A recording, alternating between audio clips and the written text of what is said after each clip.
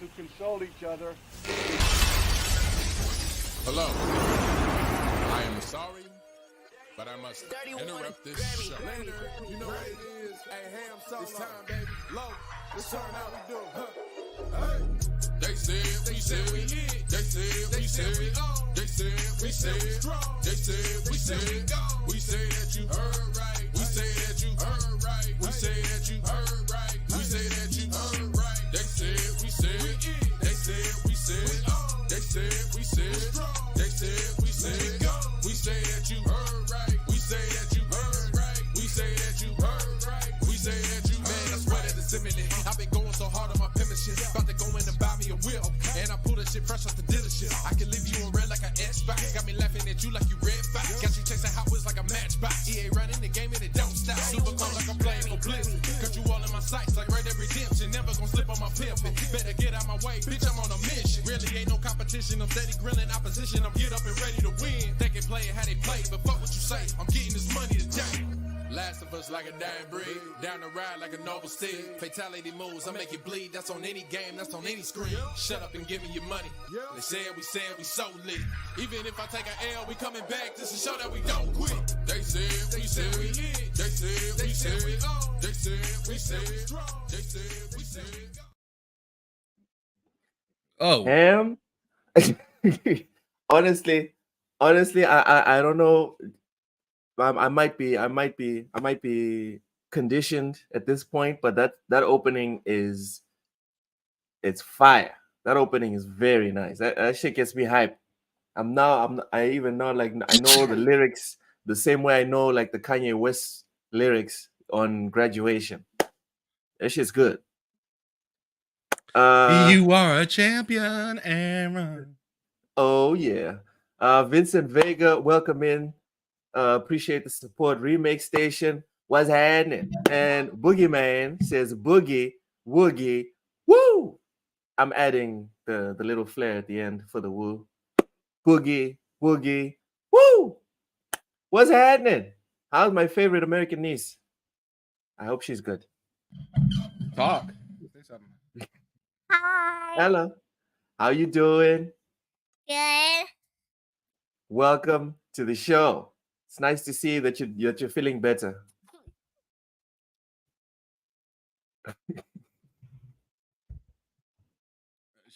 She's blown away, clearly. Pretty much. Like Rachie, welcome in.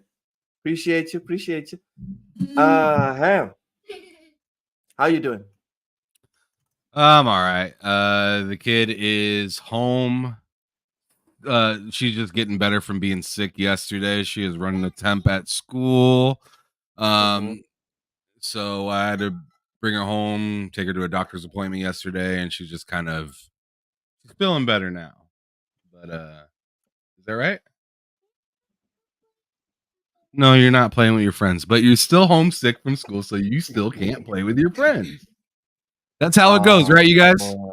That's how it goes, right? Yes. Those are the rules. Sorry. Told you. Those are the All right, rules. go ahead. Go play. Cult Classic Cage, welcome in. Boogie says my flare is off, but it's cool. Let me try one more time. It's Boogie, Woogie, woo! I think that's better. Oh shit! I think that's better. What's that? Because he says my flare is off. Because I tried to do the Ric Flair woo at the beginning, but I think I got it better. I think it's spot on. I thought that was pretty slick right there. That was yeah. Come on, Boogie. Come on, recognize. Ron TJ, Dave in the chat was cracking. What's happening, Wade? Says what's up? Ron TJ getting us started. We haven't even gotten into the topics yet. Appreciate the support, man. $2 super chat says hi guys. Xbox need to put Steam on Xbox. Ham. L take, dub take. Dub. Big fat one. Huge dub, because like then you're saying, well, my whole thing is just like, if you do that, then you're just kind of scaling for one platform, and that's PC. You see what I'm saying? Yep. There ain't gonna be a Steam console version game. Like it's not happening. It's either PC or it ain't. One or the fucking other. You know what I'm saying? What's happening to Classic Cage? My girl is here. That's what's up. The $3 super sticker. Appreciate it. Thank you so much for coming through. Boogeyman says, I said your flair was off, not I needed more Ric Flair. Well, I just inferred Ric Flair ain't cowbell. All right. You know what, Boogie? It's cool. Settle down. Ham, you're doing good. What you been playing since the last time we spoke on Friday? I've been an absolutely fucking cuck, and I've been playing a lot of Fallout lately. I've been following the trendies as of lately, and I've been playing a lot of Fallout. How does that apply? I'm in minutes. Sometimes, just shout out to King David. Sometimes your boy's a fraud. You know what I'm saying? And I just so happen to fall into line with the rest of them. And I ain't gonna lie though, that TV show was so fire that I got into the show, and I got into the game. Excuse me. I got into the game, and I'll tell you right now, I didn't really get into the game that much at first back in 2015. That's Fallout 4 that I'm talking about in particular. When it came out, it came out back in 2015. But remember, that's the same year Halo 5 came out. Yep. So naturally, me and the friends and whatnot, we were playing Halo and stuff like that during the time. And I just I only put, I think it was 15 or 17 hours in the Fallout during that time. And bailed. Yeah, and I bailed. And if you know Fallout, 17 hours ain't shit. You haven't scratched the surface. You haven't even started the game, dude. Exactly, right? I haven't even got into the first suit yet, really, right? You haven't even done all that. Steel suit. The power suit. Exactly. So I got back into that, and I actually got back into 76 as well because Matt and all those guys were playing it, and we're just like, we might as well just play together and whatever. And seeing that I had played so much Starfield, it wasn't confusing to me when I hopped back into that game. Because might I add, back in 2015, when I tried out Fallout 4, it was my first Fallout that I ever played. And I was just brain dead. First? Yeah. Fallout 4 was my first one that I've ever tried. And I was brain dead when I tried Fallout 4. Because like I said, I was in the middle of playing Halo. So I was like, I don't understand this. I understand Halo. Fuck this. I'm going back to Halo. But so I ignored it all this time. But after, I have 12 days in the Starfield, right? In playtime. And going back to Fallout, it was like, oh, that's what all these buttons are supposed to do. I was sitting and I started finding buttons that I wasn't able to even comprehend the time before, like holding certain buttons will turn on the flashlight. Yes. Throwing the grenade. That's how you do it. I remember being like, dude, I don't know how to use my grenade. I select it, but then I don't see it. You just hold the button and then it throws the grenade. So I started putting pocket. I didn't know how to do. I didn't know how to pick up stuff and just move it all the Bethesda games could do. You would put it into your inventory. Yeah, and then I'd expel it later. Wow. So this is so nice. So yeah, take your time. Tell us how you were complete doofus with Fallout 4, please. I didn't know what the fuck I was doing. I didn't know what the fuck I was doing. I'm just keeping it a bug with you. Hey man, I play a lot of video games, but I don't play every game. And Fallout is one of the big time games I just never really got into. But after watching this series and seeing, what the world was to look like from a writer's aspect, and then also, like I said, playing Starfield and understanding the button configuration and how I'm supposed to do things now, it all just kind of fell into place just at the right time. Now you understand why a lot of people are just like, Starfield is kind of just Fallout in space. You understand it. Even the music is very similar as well. I would actually say no on the music part. Because the music part, to me, I really like running around Fallout with that classical music. You can't do that in Starfield. No, but it's not just the classical music, dude. Like the menu music, the synths. Oh, yeah. the Yeah, some music of in that stuff. Starfield Yeah, I is get it. not just the classicals.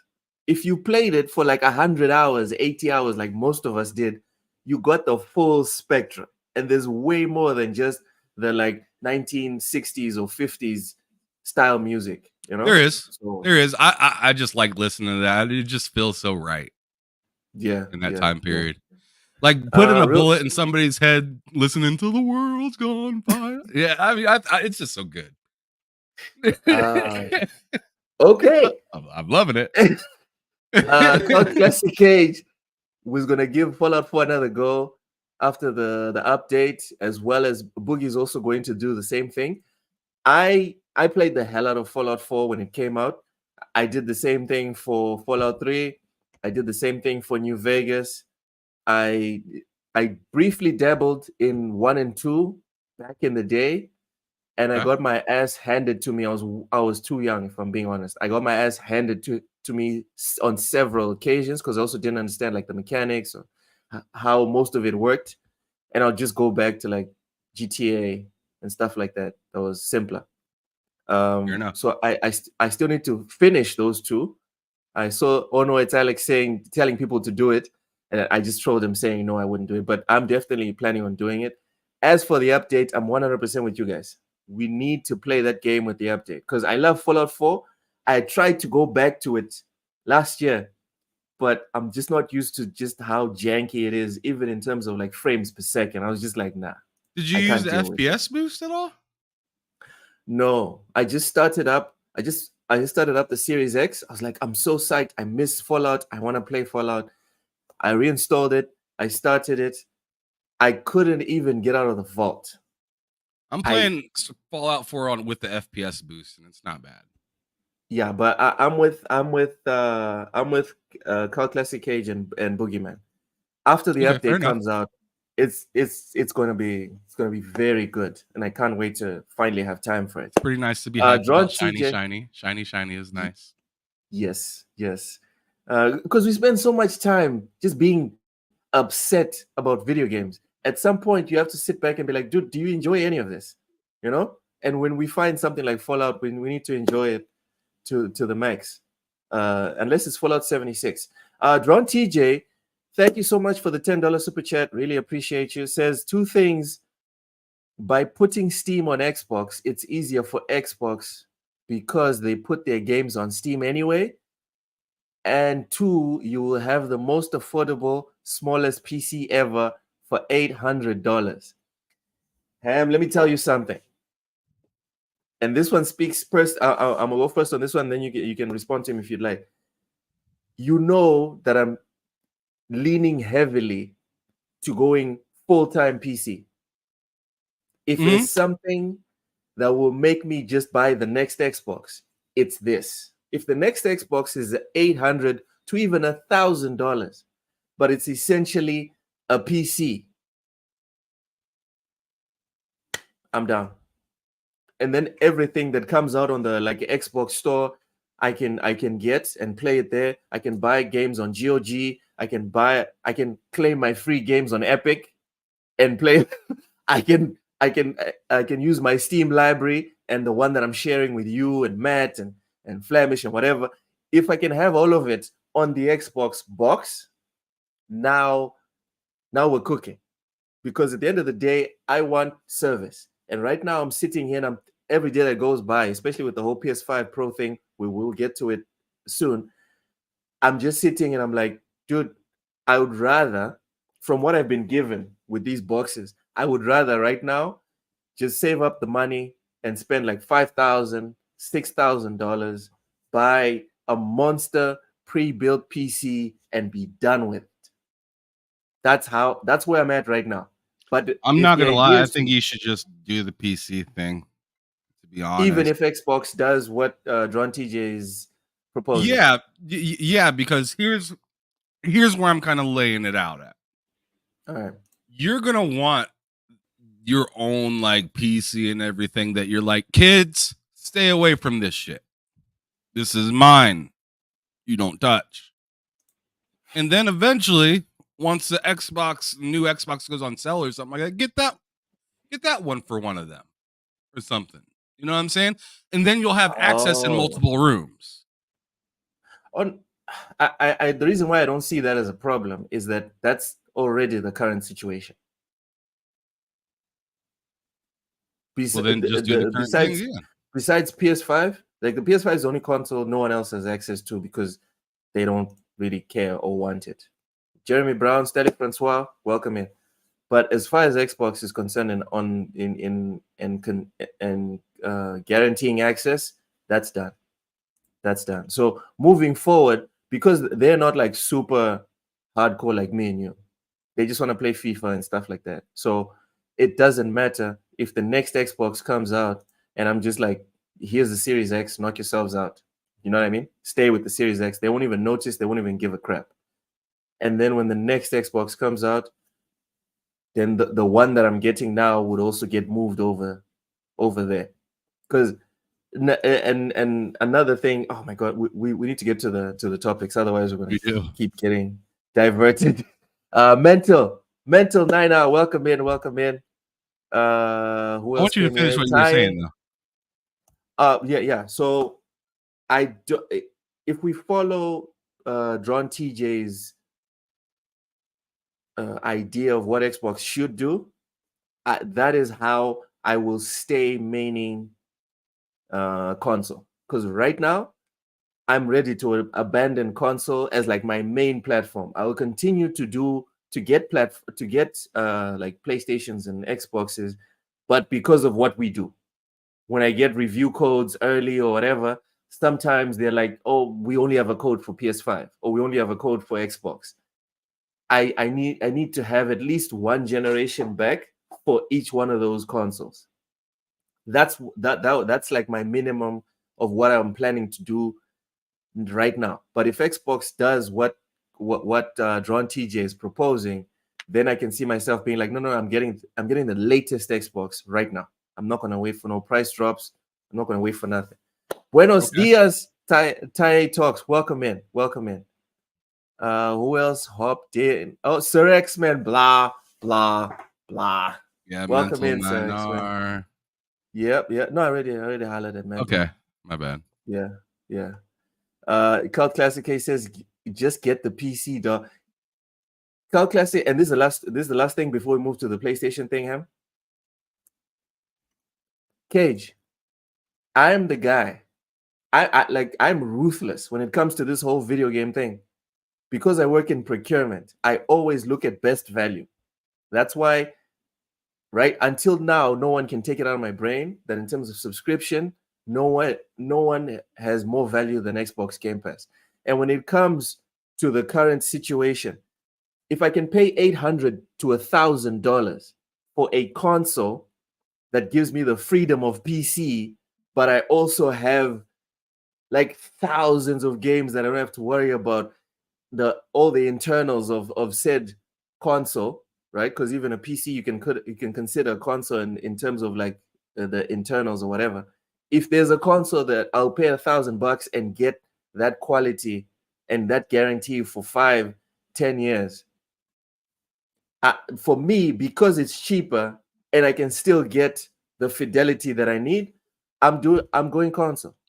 But if this doesn't happen, if what Drawn TJ posited earlier does not happen, then my plans don't change.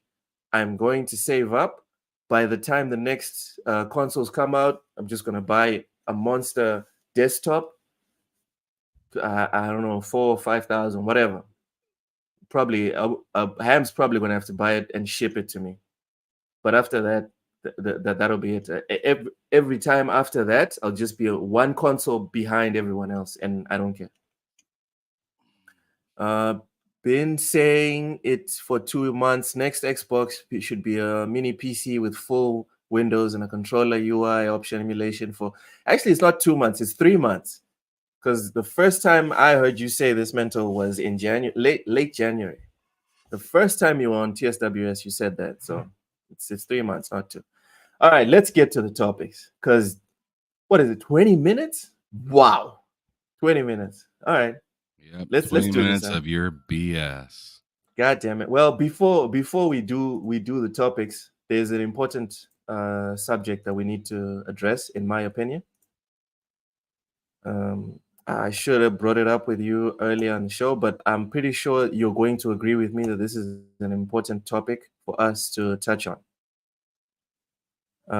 One of our fellow gamers and a friend of the show, Cerebral Paul, is going through the most right now. And he has a GoFundMe going. You guys can check it out. Let me put so this is the post on Twitter. Italian Clowns put it up. It says, we spent some time talking to Cerebral Paul today. He is in need of assistance as his situation is dire. He has cerebral palsy and is on the waiting list for HUD. In the meantime, he faces homelessness. Please retweet, share, and help if you can.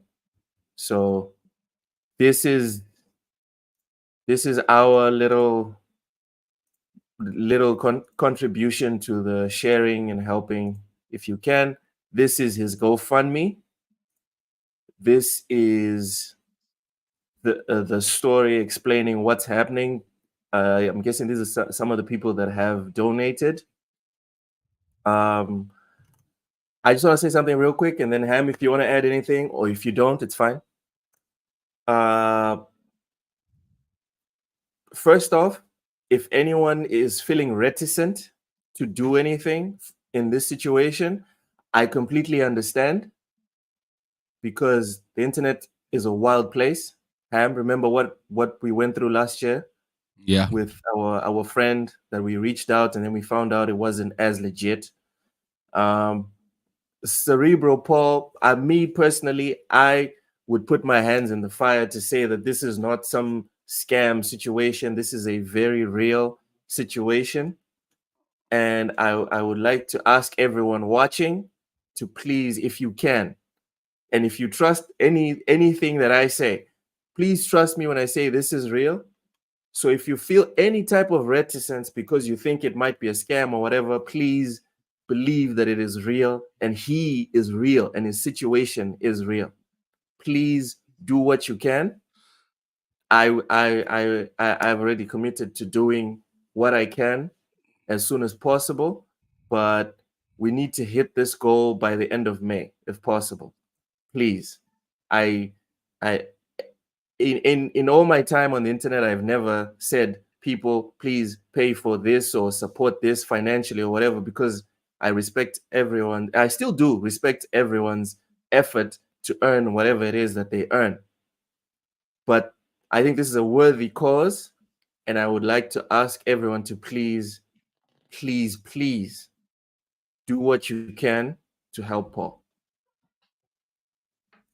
Ham, do you want to add anything before we move on? I don't really have anything to offer other than, Paul's a good guy. I've talked to him several times. He's a nice dude. He's a genuine dude of the community. He speaks on what he has to say with it, but I mean, everybody has their rough patches in life. I've had my own.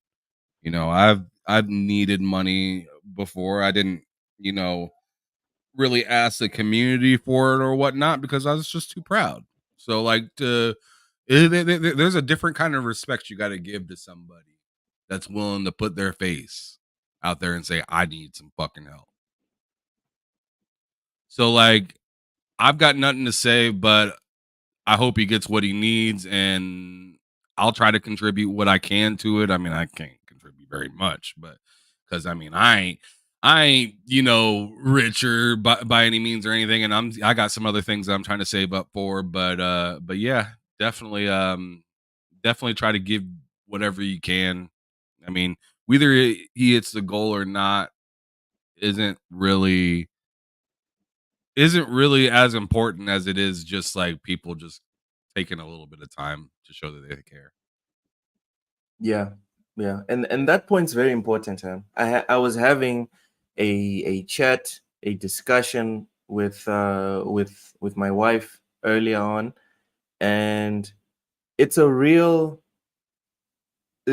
very real and visceral feeling that you get as a man when you are out in the world.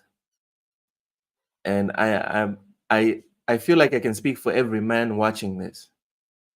It is a cold, cold world out there. No one cares about you because you're a man. So just like Ham said, even just discussing, even just feeling the warmth of people giving a shit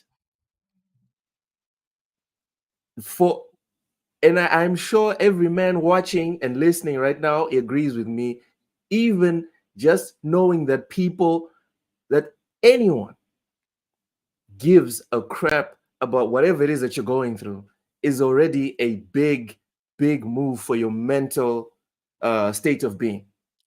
Right. So if you can't help financially, bro, spam that tweet that Italian clowns put out. Freaking like the hell out of it. Create bot accounts to like the hell out of it. Retweet. Yeah, you know what, Ham? You know that account that has been accused of botting accounts, of botting views, likes, and whatever. You know what? If there's ever been a situation where it was called for to bot the fuck out of a situation or out of a tweet, it's this one. So this needs to reach someone that can sit there and be like, yo, his target's 20,000. I got 20,000. I got 50,000. Obviously, we're going to do our part, but we need to get this out to as many people as possible. So if you have a bot farm, this is the time to use it. Use the bot farm now. All right. Don't use it to get super chats or to pretend like you got 1,000 people watching you. Use it to get the word out on things like this. And that's my last word on that. Ham, can we move on to the topic? So you good? Yeah, I'm ready to go. Let's go.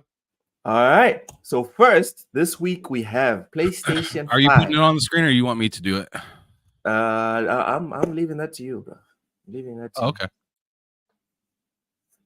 PlayStation 5 Pro Specs leak. The video was taken down by Sony. So we assume that there's some sort of veracity to this story. Otherwise, Sony would have been indifferent. The video that initially leaked the specs for as yet unannounced PlayStation 5 Pro console has been taken down, by Sony. Documentation explaining the console's specifications was first leaked by YouTuber Moore's Law is Dead. Okay, last month. The information was subsequently verified by the great IGN, which said the document came from Sony. It doesn't say that. You guys, I'm allowed to embellish. I almost feel like our chat should pull up the article themselves just to God damn it, verify what you say is true. Add context that nobody needs to hear.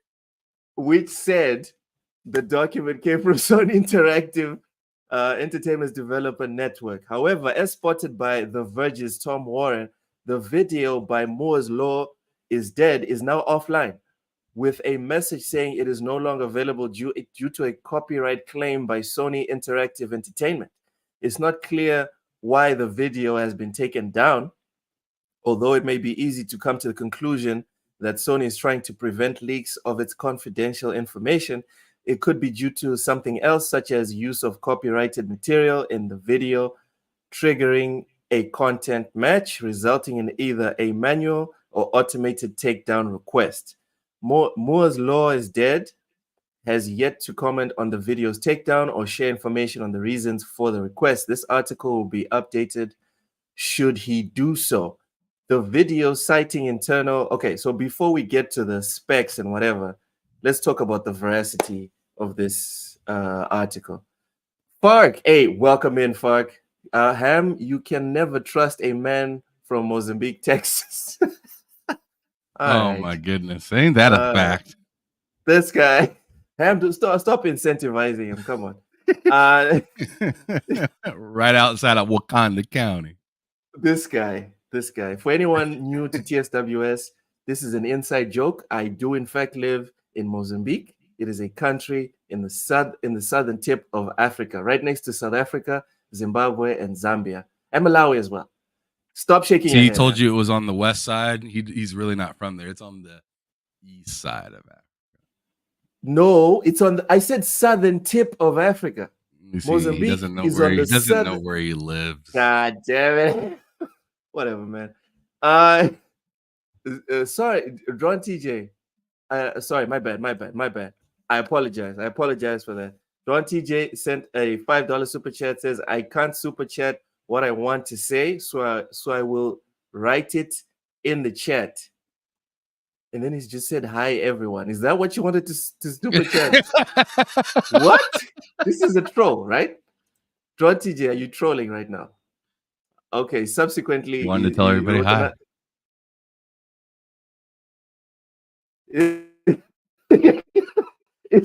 You could have just said hi everyone with a super chat. You forgot my last super chat. It was a $5 one. And by the way, Sony is stupid for making a PS5 Pro. We will get to that. First off, we'll discuss the veracity of this post that was taken down.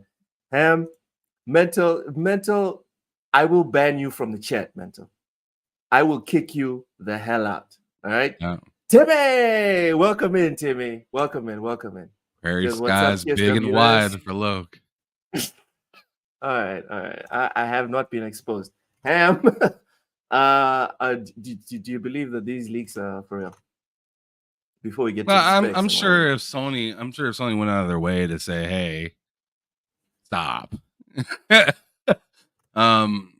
feel like there is some sort of, legitimacy lurking around there. Maybe not every single thing that they said, but sure. I think some of it is true. I think maybe some of it there could be the possibility of it not being true though. And them being like, hey, stop lying to everybody for us. Oh, but but at the same time, that's what I'm saying. Like, it could be like part of it's right and part of it's wrong, and they're like, hey, stop marketing this all fucked up. You know what I'm saying? No. You know what? Push back on that, because you don't have to scroll down very far to see a whole bunch of fanboys and fangirls with deranged claims about the PS5 Pro and about a whole lot of PlayStation related stuff with thousands, sometimes hundreds of thousands of views, but they never get taken down because they are utter bullshit. Sure. This one got taken down. That's because and that's what I'm saying. I'm saying maybe they said that there was some stuff right in there that were spot on, but there might have been something that was wrong. But there also could have been they could have been just spot on completely, and they just didn't want them to advertise it at all. Yeah. I mean, there's so we agree that there's definitely teeth to this. There's something here. Yeah, I mean, there has to be with them, saying take it down, because I mean, I agree with you. There's always people that make up these consoles or make up, what they think the next thing's gonna be. I mean, we do it. We just got done doing it with the Xbox, right? Yes. So so there must be some sort of validity behind what he's saying, but I'm not sure. Maybe he's saying something that they don't want to get out quite yet with a little bit of fallacy behind it. I don't know. You never know. Mm-hmm. Because the way that they say, like, when they say 45% stronger GPU, I'm like, really? That's more cap than Sarah Bond. I mean, that's a lot to say. I mean, I don't know, because I just don't see how you can be like, hey, this is a time and a half better than our old GPU, and it's, still a super reasonable price of only $550 or $600. Like, I don't know about all that. I understand things, certain parts get cheaper over time, but I don't know. That seems like a little bit of a stretch. But hey, if they're right on that and they nailed it, and this thing comes out and is like the next, You're not saying that. You're saying hell no. What's my favorite quote? Yeah, I know, right? I love it. Past performance. Yep. Informs future results. That is my favorite quote that I bring up as often as possible. And guys, this box does not do what it says. There's no 8K. You pointed. There's no 4K. I'm pointing. There's no 8K because I don't. I was in court today. I'm not gonna say what we're doing in court, but I was in court, and you need to be very specific when you say things. There is no 8K. There's no 4K. There's no 120 frames per second. There is 120 FPS on the PS5 for certain games. There is. And that's the problem, Ham. I don't see no asterisk here. I don't see for certain games. I don't see for exclusives. Here we go again. Ham, remember last time me and you were on this motherfucker for 3 hours talking about just this specifically. Well, here we are. Life is a cycle. All right. The sun rises up every single morning. All right. Ham. Well, if we're gonna say it like you did and say past performance, yes. Whatever, then you already know that this conversation is not gonna go anywhere. No. I'm talking about the context of, will this reported console perform the way people or the way the leak described it? What I'm saying is the leak is not true in terms of what it's going to do, and whatever is going to come on the box for the PS5 Pro is also not going to be true. That's what I'm saying. Vincent Vega brings up a good point. Maybe it's because you don't have an 8K TV. God damn it. You know what? I don't have an 8K TV, but I do specifically remember saving up money to buy a TV that can deliver 4K 60 FPS. An expensive ass Sony TV. I did that because I was like, I'm getting me a Series X. I'm getting me a PS5. I'm going to the next gen. I'm done with 30 frames per second because both of these motherfuckers lied to me. And they said 120 frames per second, 4K. It's true. I don't have an 8K TV, but I do have a 4K that delivers 60. None of these boxes delivers 4K 120 for all games. And if they don't deliver for all games, I don't see no asterisk. And if anyone has the patience to go back to watch the previous marketing, Ham, you and me watched that together before these things even launched. We watched the marketing together. We saw both sides promising us 4K 120 baseline. That's what they promised us.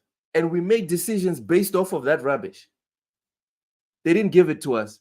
I'm supposed to sit here and be like, oh, there's a leak. Oh my God. Now they're going to do it.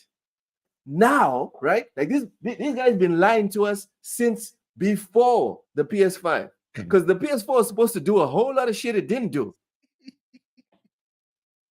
You're not disagreeing with me because I ain't lying, man. You're just laughing because I'm telling the truth. I'm saying that marketing needs to do a better job for people like you. You have to do a better job. Just put a fucking asterisk so I can search on the box what this asterisk it needs to say and then or. The asterisk. Yeah, and then the asterisk. It's very simple, Ham. And these people are very good at it when they want to screw me with their terms and conditions when you're playing the game. They're very precise with that shit about how they can take the game away from you, how they can lock it away from you. They're very precise with that shit. But when it comes to this, suddenly, it's very vague. We can't, consider everything. And, well, I ain't mad at you, Loke. No, it's very simple. And I don't even work for Xbox or PlayStation. But it's very simple. If anyone's from these companies watching, it's very simple. Put an asterisk, and every adult that sees this knows that there's an asterisk. So there's terms and conditions on the side, on the bottom, or wherever that explain the asterisk. And on the explanation, you just have to put the text there.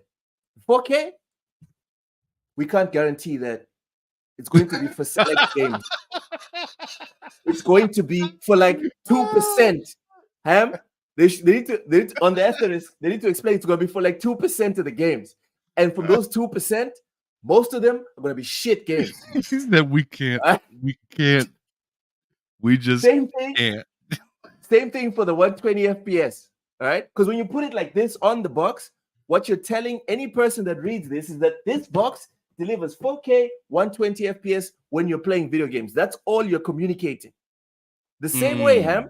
And here's a very, very, very good point that I never brought up the last time me and you had this argument. I love this. Hold on. He said Logan's problem is he's very detail. He's detail-oriented.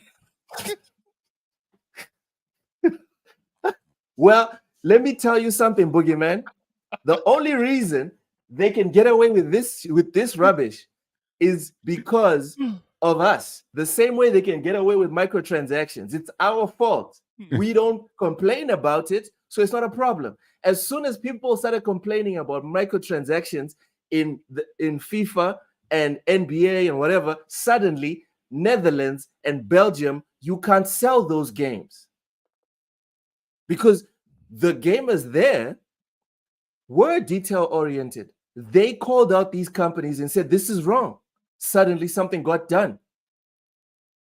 So it's our fault that they can do this. And Ham, going back to my point, Ham, on the box it says 1 terabyte SSD right next to 4K 120 FPS. There's no terms and conditions on the 1 terabyte SSD. It is a 1 terabyte SSD. So what are you doing? You're putting a lie right next to the truth. How is this not deceptive?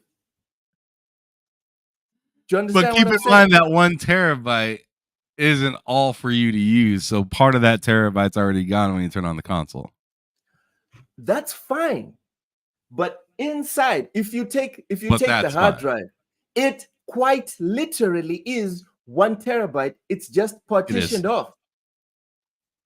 When you say 4K 120, at the very least, Ham, you know what would be forgivable? If 98% of the games that play on this or this were 4K 120, and then 2% didn't do that. It's like, yeah, I'm about to break your heart, Luke. When I turn on my Xbox and I look at my TV specs, it says 4K 120.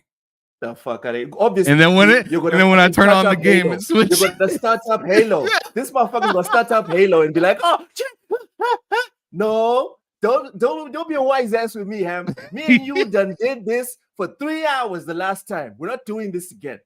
Let me get to some super chats. Damn it. Now I'm pissed off. Thank you so much, Strong TJ, with the $2 super chat. The main games that do 4K 120 Halo. Dude, again, you cannot market this and not specify that 2% of the games is what is what performs at 4K 120. Because what you're saying here is that most of the games do 4K 120. T-Hall gets it. Welcome in, T-Hall. You just say he gets it because he agrees. Of course. Anyone that agrees with me gets it. Drone TJ with $2 super chat. Appreciate you. Says we can't compete. The meme, right? The meme of the dude that ends up. This guy. All right. Thank you. Another super chat from Drone TJ. This man is bowling. Thank you. Appreciate the support. Says the reason why they can get away with it is because you bought the box, My Little Pony Texan Log. Listen, I've learned my lesson. Okay? That's why I'm trying to tell you guys that from what this article is saying, there's no way First off, there's no way the box is going to do what they're saying it's going to do. And second, I'm not buying it day one. That I'm just not doing it. I'm really interested. Like it, I know I'm going like off beat right now, but I just thought of it randomly. Like if the new Xbox has Steam on it and whatnot, like those keyboard only games are going to be real interesting. Oof. Think about that for a minute. I mean, and then sure, the Xbox that's currently out has keyboard support, right? But not for most games. Select games. It is select games, but opening it up for all games will be interesting unless it like requires controller. But like there are games that do have keyboard support but are still recommended for controllers, like Dragon's Dogma. Anytime like you boot that game up, it tells you like we recommend that you use a controller when playing this game, but you can still play keyboard on it. I'm really interested in seeing how that kind of matches up with being on console.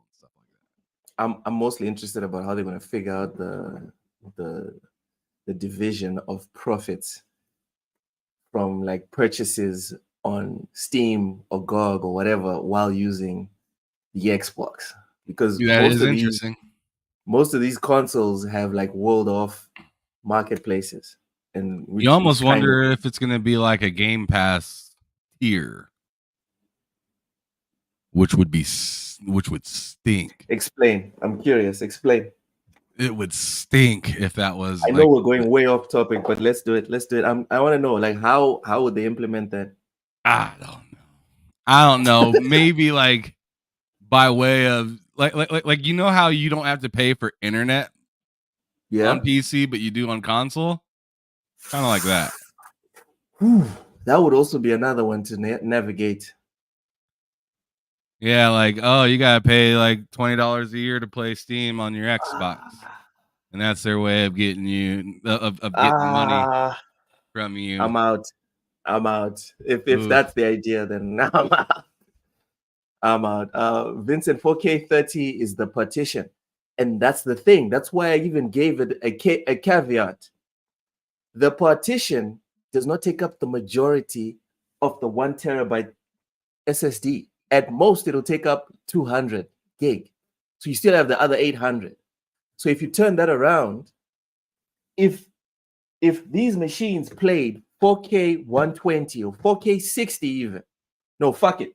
You put it on the box. It's not, I didn't put it on the box. If they played 4K 120 on 80% of the games, I shut my mouth. I would shut up. But it's not even 5% of the games. It's like one game. What are we doing? Moving on. I'm telling you how I feel. This gen has been the most boring gen. I can't even see it getting better. Likely won't even top 2023. Gen's been a joke. Is the Series X even better than the Xbox One gen? Fuck yeah. No. Yeah, he's what are you doing? Ty, chill out, bro. It's been bad, yes, but come on. Come on. Ham, this guy is talking about, oh, Joel Embiid sucks. He's worse than Iverson. It's like, hold on. Just pause your brakes, okay? Just take a breath. Aloha, Blind Giant. Welcome in, man. Drawn TJ with another super chat. Thank you so much. Says you can remap your controller now with keyboard keys. You know that, right? Yeah, but not every game supports remapping. I've watched a couple of Oh No, It's Alex's PC reviews. There's a lot of games that have bad optimization, especially when it comes to keyboard remapping and locking the remaps. Some games force you to go back to the default, which is not how can I put this, ergonomically friendly after you've remapped it. So it's not that simple. Ham, you have anything to add on Drawn TJ's point? No. All right. Mike Johnson, welcome in. All right, so let me read these specs out. Ham, you are more technical than I, So if you want to add anything, you can go ahead. Otherwise, we'll just move on to games. Looking at games, that's what we're here for. The video citing internal Sony documentation suggested that the PS5 Pro CPU will be identical to that of the standard PS5, but that the new console will have a high CPU frequency mode, which increases the CPU by 10% to 3.8 gigahertz, but reduces GPU performance by around 1% as a result. The GPU itself will be powered by 33.5 teraflops versus the PS5 10.28 teraflops. Hold on. I thought teraflops didn't matter, Ham. What's going on? Stop. Anyway, going back to the article. But this doesn't mean it will be more than 3 times as powerful. Oh, okay. As The Verge noted at the time, changes in AMD's architecture means it's difficult to directly compare teraflops directly. This sentence was not well formulated. The editor needs to take a look at it. As The Verge noted at the time, changes in AMD's architecture means it's difficult to directly compare teraflops directly. Ooh, no. Directly between the PS5 and PS5 Pro. Nope, still doesn't fit. And that in reality, the comparison is more like 10.28 versus around 17 teraflops. Indeed, the documentation leaked by Moore's Law is dead suggests rendering is about 45% faster, which you did mention, Ham. Right. Exactly. Yeah. So yeah. I mean, as I said, it's still this generation, but it's still this generation. But hold on, Ham. Hold on. I'm sorry, Ham. I'm sorry to cut you off. I'm sorry, Mike. At what point does it say up to 4K 120? Where does it say up to? You stupid. All right, carry on your pointer. Oh shit! All right, so no, I was just saying. So this is clearly going to be a stronger console than the PS5 or even the Series X, supposedly, right? But I just don't see how this is going to be that incredibly more stronger. Just seeing that people are only probably willing to pay around $600 for a console. At most MSRP, right? You start to see these things fly off the shelves from from what is it called, scalpers and whatnot. They'll probably be selling this thing near $1,000 or whatnot. Yeah, we already pay $1,000 plus in Mozambique. The PS5 was $2,000 when it first came out, as was the Series X. Ty Talks just said just bought a PC 4070 wide monitor, looking forward to trying Starfield on. I'll tell you right now, based on what they said about this CPU and how it's only 10%, like up to 10% better than the old PS5, I'll tell you right now, that does not exactly mean you're going to get 60 FPS from a game like Dragon's Dogma or a Starfield or whatever the hell, right? Because I mean, I have a good PC. I have a really good PC.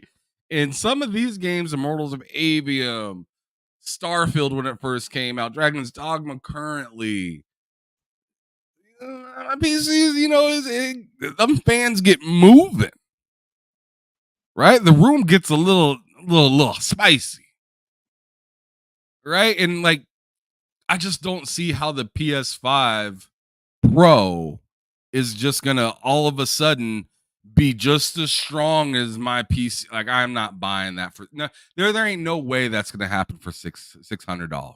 If that does happen for $600, throw me in line. You're buying that, sure, but insane. I'm not buying it. I'm not believing that's gonna happen.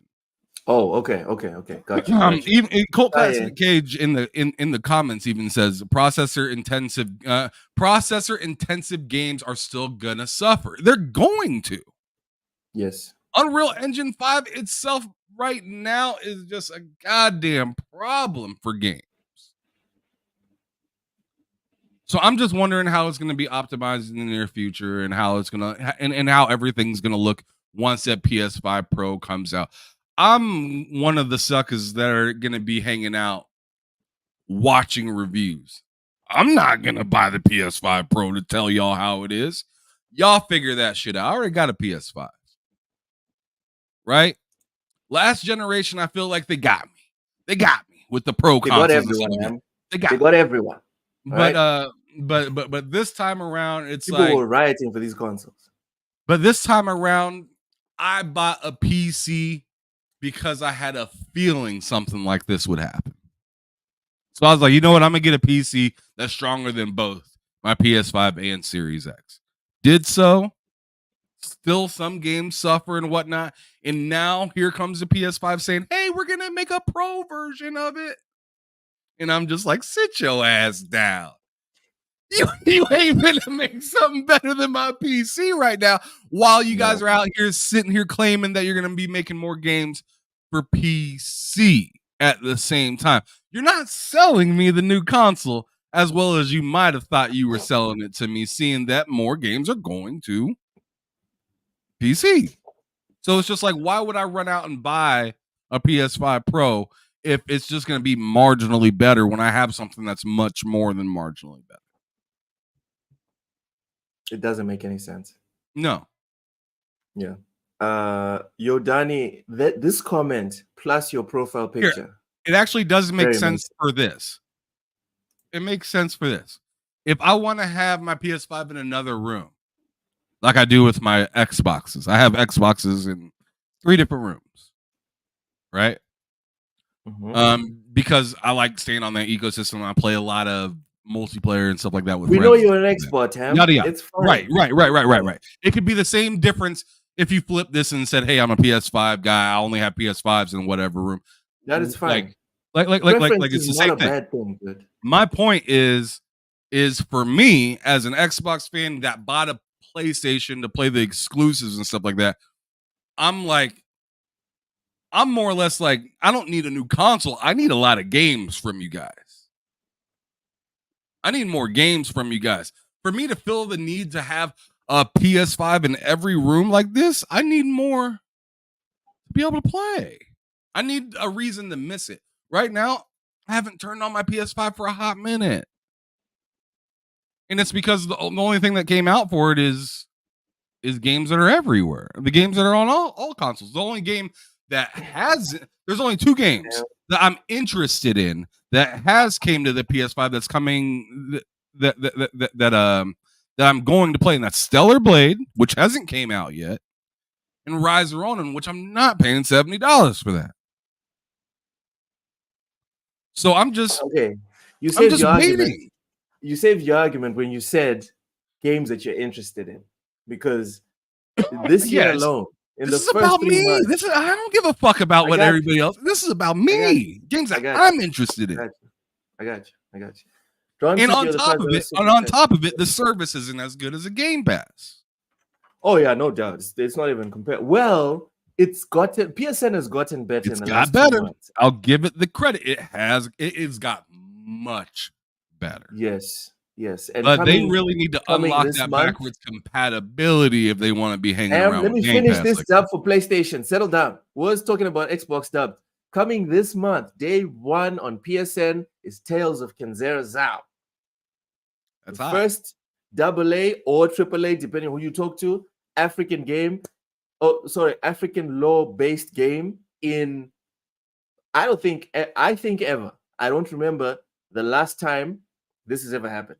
For me, this is my first time seeing a situation like this, where it's set in Africa, the protagonist is African, the law is African. It's Africa. It's all Africa.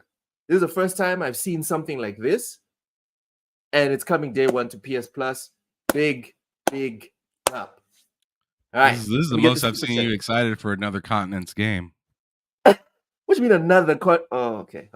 You know what I mean. This guy thinks he's Dave Chappelle. Let me get this. No. I want you to read that. That's why I put it up there. Put it up then. But the real issue isn't really the Pro. It's what's going to happen when these Pro enhanced games, with these PS5 Pro enhanced games, do you think we will have to pay more for these enhanced?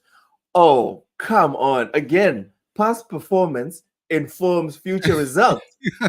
They've been nickel and diming us forever on PlayStation. If this was Xbox, I would fight anyone that says Xbox is going to charge people for upscaled games.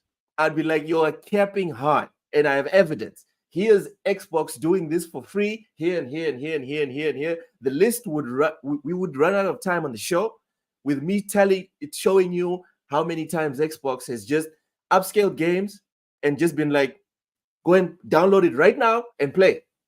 If you already own it, go and enjoy it. If you have it on Game Pass, just go and do it. But if we're talking about PlayStation, come on, dude, come on, at least $10 extra. How would they implement that though? How would they implement that though? Like because you're within the generation, how would you implement enhancement price? I don't want to have to repeat myself, man. Come on. I've said this 1,000 times. Most gamers, 90% of us, are weak and spineless. That's why they do what they do to us. That's why the microtransactions are what they are. That's why the prices keep going up. That's why the prices never go down in a reasonable amount of time. Because we don't have any self-control in our little society or demographic of gamers. We struggle with FOMO so much. Like we don't even struggle, because struggle. You're not telling me how it's going to be implemented, though. That's the question that I'm asking: is how would you implement a higher payment for like if I bought, like, let's say Last of Us 3 comes out, right? No. Ham, they're going to remaster The Last of Us 2 again on the Pro version, charge another $10 or $15, and we're gonna pay for it. They don't even need to make a Last of Us 3. You're full of shit. We are that. Oh, I'm full of shit. I'm full of shit. When me and you have sat here for hundreds of episodes talking about this service is shit. They're offering us or offering gamers terrible terms. There's no value in this. And then the very next week, oh, that thing that me and you were crapping sold 5 million in 5 hours. And the deluxe edition of this very bad value product sold out in 1 hour. But I'm full of shit. I'm just saying, no, I'm saying that idea is bullshit. Oh, no. The idea is bullshit of how they're going to implement it. It's going to be a terrible scheme. But Ham, I don't know. I don't know if I think that's going to happen, though, Loke. That'd be so... Ham, wow. You have no evidence to point to this revolutionary act of self-discipline from gamers. Hey, man, come on, man. They disciplined out here, man. They got... At this point, you are a Christian. You are operating 100% on faith, brother. That's all you got. Man, we 2 days outside of church, bro. Come on, man. I am the scientist with all the tablets explaining to you that there have been stories of Christ before this guy even existed. Oh, man. I have evidence that gamers do not have any self-control. I have evidence. You have zero evidence that gamers have ever looked at a bad prospect and be like, nah, Savior. We're not going to do it. The Lord and Savior knows better than to allow Sony to think of such a terrible thing to do to its folks. It would never do that to its customers, my man. It would never happen. Pastor Ham. Let me get my Bible. Preach, brother, preach.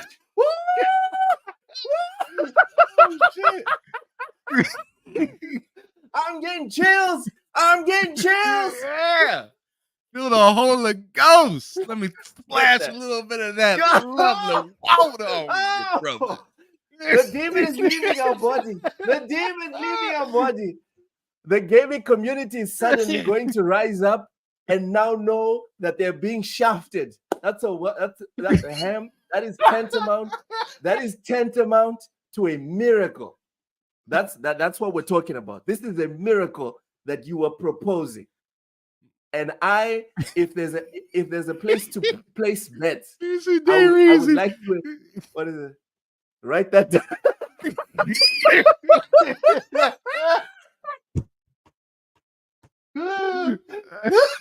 Oh my God, that easy. I don't even think that's necessary. I don't, because it's just copy and paste. Sony doesn't have to do anything, and not just Sony, Microsoft, EA, all these guys. They don't have to do nothing. They don't have to change anything. They know the audience has no self-control, no discipline. We don't know how to look at a new game, see a dope trailer, but be able to analyze and say, this is a shit product. There's no value for money here. I'm not going to engage. We've never done it in the history of video games. You have reviewers, you can have magazines, you can have YouTubers, you can have freaking Asmongold and Alex telling you, this is terrible, don't do this. It'll sell 5 million in a week. But that's because Asmon and Alex are wrong, brother. Do you not see that it's not the people's problem? It's that they're giving out such a great product, my brother, that you can't resist the temptation. This is the apple right here, and we must bite thee. We must bite thee. I'm just uncomfortable now. Now I'm uncomfortable. This ain't even funny no more. What? What is this? Pasta ham? I'm giving you good ideas. No, Ham. No. No one listen to Ham. Do not follow Ham's instructions. All right. Don't buy the games. Apple. Bite the apple. All right. Let's get to the super chat. This guy, Dron TJ, thank you so much for the $5 super chat. Forza Horizon 5 on Xbox Series X and LG C1 OLED. It runs at 140 FPS. I've seen it firsthand. For the love of Hideo Kojima, stop with your exceptions. Stop with the 2% of the games on these boxes.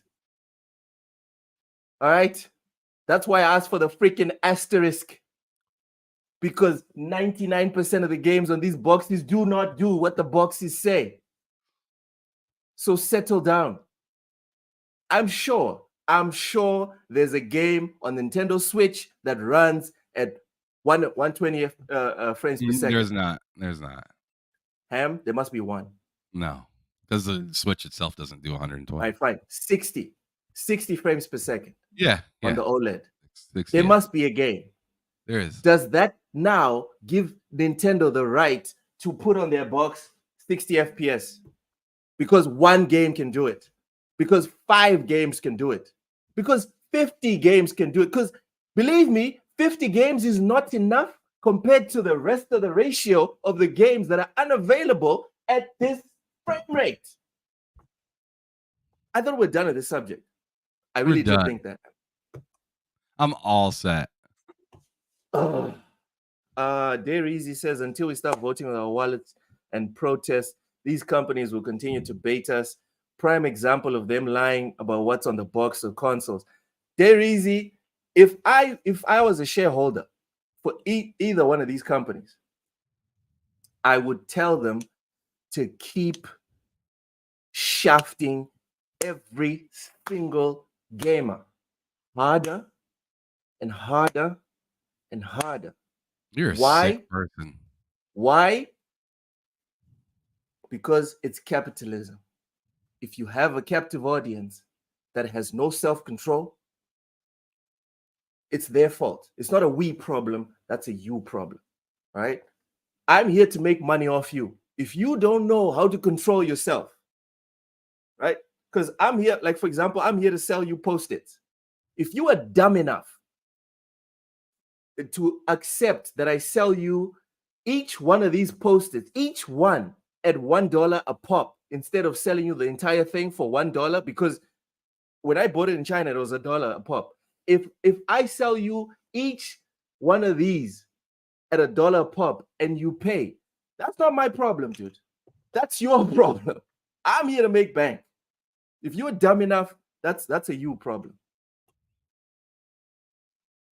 Sapo, for the love of Kojima, again, we're going back to the storage situation here. The phone will tell you 1 terabyte. You don't get 1 terabyte. The same way this console says 1 terabyte. Sure, but what happens? You get access to 800 gigabytes. Even if you got access to fucking 500 gigabytes. That's not a problem. You know why? Because you still get access to at least 50% of what's on the box. Can you tell me that 50% of the games that run on Xbox or PS, on Series X or the PS5, can you tell me at least 50% of those games run at 4K 60? Well, sorry, 4K 120. No. So this is not a good comparison. Man, look, you forever gonna be mad about this one, bro. It just ain't gonna change. Until someone brings me an argument that makes sense, I'm gonna be mad. Welcome in, legendary Yobi 100. I felt like, can you read this one then? Read this one. I want you to argue with this one last. Yes, they have the right. LOL. If one can do it, you can. It's like saying you can get up to 200 download speed. Not everyone will get that. Maybe even one. Damn it. Taye, you ruined it right there. You ruined it because you said he fucked up because he said up to. He fucked up because he said up to. I don't even have to respond. He didn't say the up to part. I don't even have to respond. Then this would have been all right, but you ruined it, Taye. God damn it. I thought I was looking when I was showing him this, and then he said up to. Well, you can't argue with up to because up to says you might not. It's like saying and or, right? Yeah. So if the box said up to 4K 120, we're talking a whole different. Then Loke's whole argument would be washed. But just because you added that whole up to part right there, just ruined my whole Get Back Gang. You are eliminated from Get Back Gang, Taye. I'm done with you right now, bro. I love you, bro. I'm just kidding. And you know why he's pissed, Taye? Because he was counting on you. Ham was searching furiously in the comments, like, someone please dismantle this guy's argument because I can't do it. Someone do it. Oh, I didn't say I couldn't do it. I'm not wasting my time on doing it. We did this for 3 hours another time, and you just sure. We need, what we need to do, Ham? We need to find that episode and bookmark that shit. We need to bookmark it. So anytime this topic comes up, we just tell everyone go back to episode X and start watching, and then that's how you know how we feel about it. Oh, anyways, PS5 Pro is coming out. Me and Ham both agree this is pointless, and yes, Taye, shaft them more. No, not even more. Harder. Let's go. Next topic. No diddy. Next topic. Let's get to the games, man. Finally. Palette cleanser. Hyper cinematic narrative adventure game. This is definitely up my alley. 1000X Resist will launch for Switch and PC via Steam, Epic Games Store, GOG, and Humble Store on May 9th. Publisher, fellow traveler, and developer Sunset Visitor announced. Hamothy, you mind scrolling down and playing the trailer at the bottom? It's close to the bottom. There it is. All right. Let's see. Let's see. Let's see. I'm gonna give it 2 seconds. Nope. As it plays, let me read the article here. 1000X Resist is the debut game from Sunset Visitor. Can you remove? Let me remove this comment. Yeah, I got. Sorry. Okay, cool. 1000X Resist is the debut game from Sunset Visitor, who are majority Asian diaspora creators with non-gaming background spanning dance, theater, music, film, visual arts, and new media arts. The launch of 1000X Resist also coincides with the 6th edition of LowDown the annual festival celebrating. Pause. What? The fuck is going on here? Oh!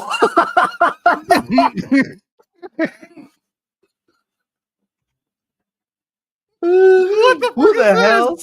Who the hell got Shang Diddy up in here? That's Shang Diddy. He said, "Your ass is mine." What? I have been summoned. What do you need, Luke? Shang Diddy, I need you to get the fuck up out of here. That's what I need. What? Get him off the screen, dude. Now people have been saying I can summon Diddy. Hell no. I didn't know you had that power, Lo. No one man should have all that power. No. And you know what the implication is, right? Because if you have that power, how did you attain it? So no, I did not summon Diddy to the show. Okay. All right. Let's try this again. Let's get this off the screen. Try it again. Get him off the screen. All right, continue. For the love. Oh, Vaseline. What are you talking about, Yobi? What the hell? I don't know what's happening right now. All right, press play on the trailer, John. Press play. All right. Revealed in a brand new trailer, the news comes off the back of 3 independent game festival 2024 award nominations. Excellence in narrative. Oh, okay. So this thing has already been nominated. Excellence in narrative, the Nuovo Award, and Samus McNally Grand Prize. 1000X Resist is a project born from an eclectic set of inspirations, including the games of Yoko Taro, Nier Automata, nice, the anime of Hideaki Anno, Evangelion, wow, that's good stock, and Satoshi Kon, Paprika. I don't know anything about Paprika. Ham, are you aware of anything Nope. to do with? Okay. And the theater of Robert Wilson, Einstein on the Beach. 1000X Resist tells a story in ways only a game can, while simultaneously bringing fresh ideas to interactive storytelling from theater, dance, performance art, and cinema. Ham, are we feeling this? It looks interesting. I mean, it's not as hot as the games that we showed, or both of the games that we showed last time that I was really interested in. Yeah. But this game definitely does look like something I'd give a try to. It looks pretty wild, nuts. I kind of like the free flow nature of it, and it looks nice. I mean, the cell shading looks smooth and everything on it. So I wouldn't be mad to give this game a try or whatnot, but it's not something I'm like dying to play. Because it runs on Switch. Ham, you know the specs for my gaming laptop. This probably means I could run 60 FPS on my laptop. Yes? You might get 120. Let's go. Let's do this. I'm excited. I like storytelling mixed with gaming as a big Metal Gear Solid fan, and I'll definitely check it out. Oh God, Yobi says clipped. It's going on Twitter. Yobi, you didn't clip Pastor Ham Solo, right? But you're clipping me summoning Diddy. I don't know, dog. Oh shit. Whoa, that doesn't sound very fair. It doesn't sound very fair. It's trending. It's trending. Okay. Reichi says it looks more like inspired by Shin Megami Tensei. Side note, Ham, have you played? Oh my lord! What the hell? What is this? I don't know who this person is, but Loke, I'm happy I have nothing to do with it. What? This is your guy. That's he. And it feels like he's pointing at me, dog. I'm kind of uncomfortable right now. Let me get him off the screen. Ham. So yeah, you have a good time. Okay, we don't have to like linger on this. We can move on, Ham. Let's move on. Man, there's a lot of lingering going on in the background that I don't need to know about. Just saying. Oh, no. Let's move on. Whoever made that account, please, for the love of Kojima, I beg you, just stop. Just stop. Because it's bad enough. I'm texting. Now I'm homies with Diddy. Come on, guys. Yeah, man. Oh, all right. All right. Ham, is this a day one for you, or just you'll see like the I'll see. It's an I'll see kind of game. Yeah. I feel the same way. I'm interested, but unless it's like $20 or 30 when it launches, then I'm surprised it's not coming to Xbox or PlayStation. Just Steam and Steam and Switch. I feel like that's kind of weird. No, PC and Switch, because it's going to GOG. My bad, PC. The almighty and all holy GOG. Because quick reminder, if you buy a game on GOG, you actually own it. You're not buying the rights to the game or rights to the temporary access of the game. When you buy games on GOG, you get permanent access. They give you the exe file that you can store wherever, and you can launch the game whenever. All right. So, all right, moving on to the next game. We have Capes. A lot of ads too. Jeez Louise. What? That we got a lot of ads too everywhere. Jeez Louise. We have to pay the bills some way, Ham. Well, not we, but they have to pay the bills. Superhero themed turn-based strategy game Capes will launch for PlayStation 5 Series, Xbox Series, PS4, Xbox One, Switch, and PC via Steam and Epic Game Store. It's not going to GOG. On May 29th for $40. Okay, that's very accessible. For $40, publisher Daedalic Entertainment and developer Spitfire Interactive announced pre-orders are now available via PlayStation Store and Nintendo eShop.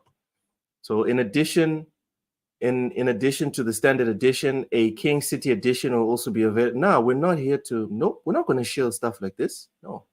You want to get the everything edition? Do your own research. So the key features of the game is you build your team. So you recruit new heroes with a range of unique powers and abilities. Every hero plays differently and requires a fresh approach to their powers and abilities. Learning and exploiting each hero's unique playstyle will build their power in combat, allowing them to unleash their personal tide, tide-turning ultimates. This is a turn-based game. You can take up to 4 heroes to work together in each mission. Each hero gains a unique team-up ability from each of their allies, allowing them to work together to take advantage of their unique powers. That's a nice little mechanic. Upgrade your powers, obviously. Challenge your heroes. Complete collections of hero-specific challenges during missions to earn bonus skill points and unlock optional missions that give a deeper insight into each of the heroes. Who's interested? I mean, I'm really bad at gauging how I like a turn-based game from a trailer. I'm not good at that. Did you play Midnight Suns? No, I didn't, and I'm not really trying to. And the reason why is just because I'm just not a Marvel guy like that. So it's just like playing that game, although it may be dope, I don't feel like it would really do anything for me. Richie brings up a good point. It dislikes the Hero XCOM games. I want to create my custom-made teams, not pre-made trash. So this definitely has XCOM vibes. It's a 4-man team, turn-based. It's the world reminds me of the Ascent. Oh yeah, the cyberpunk-ish. Right. Is the Ascent fixed? Is it fixed for anyone that's still playing it? Has the Ascent been fixed? Because Last time me and Ham played, lots of broken mechanics. Losing abilities for a while. I just haven't gone back to it. Did you finish it? No, I didn't finish that game. For me, if a game's broken, too bad that I'm out. I lost so much gear in that game from it crashing. How many times did you lose your Kamehameha? Twice. That's depressing. Yeah, and I lost my spider bots twice too, and I was pissed about that. I got those back, but I never got the body explosion one back, and that's my favorite one. So I stopped playing the game. Okay. Yeah, Rachie, I feel you, man. Pre-made teams kind of suck. It's nice to be able to create like a character named Ham Solo and get him killed. That's okay. Always been fun in XCOM. Appreciate it. All right. So Ham, interest levels. This one is definitely a wait and see for me. Level on this one is very low. Not even wait and see. This is what I'd call like a Game Pass or PlayStation Plus kind of game for me, where I'm not really going to probably play that unless it goes into a subscription service. And the old Ham would have just said, this is a Game Pass game. Look at you being all inclusive. Oh, well, yeah. Nice. I mean, yeah. I mean, nice. This show isn't just about me. It's not even about me at all. It's about the people that are watching and whatnot. So, gotta tell them the truth. Like, it'd be dope just as much if it was on a PlayStation as if it was on an Xbox. It's whatever. I own both of them, so I don't care. Yeah. All right. For me, this is a wait and see. I'm interested, but I want to see what it turns out to be. Moving on, we have another game that really maybe I should bring this one up on Friday when Cozy. I know, right? When Cozy is on. Literally, like it's in the name.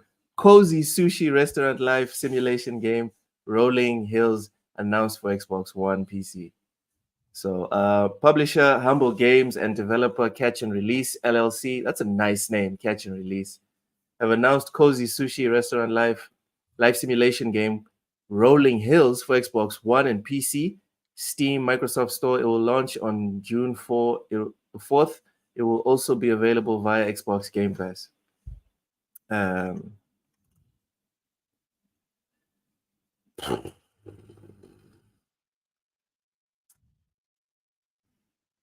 Is that all you got to say about it? Yeah.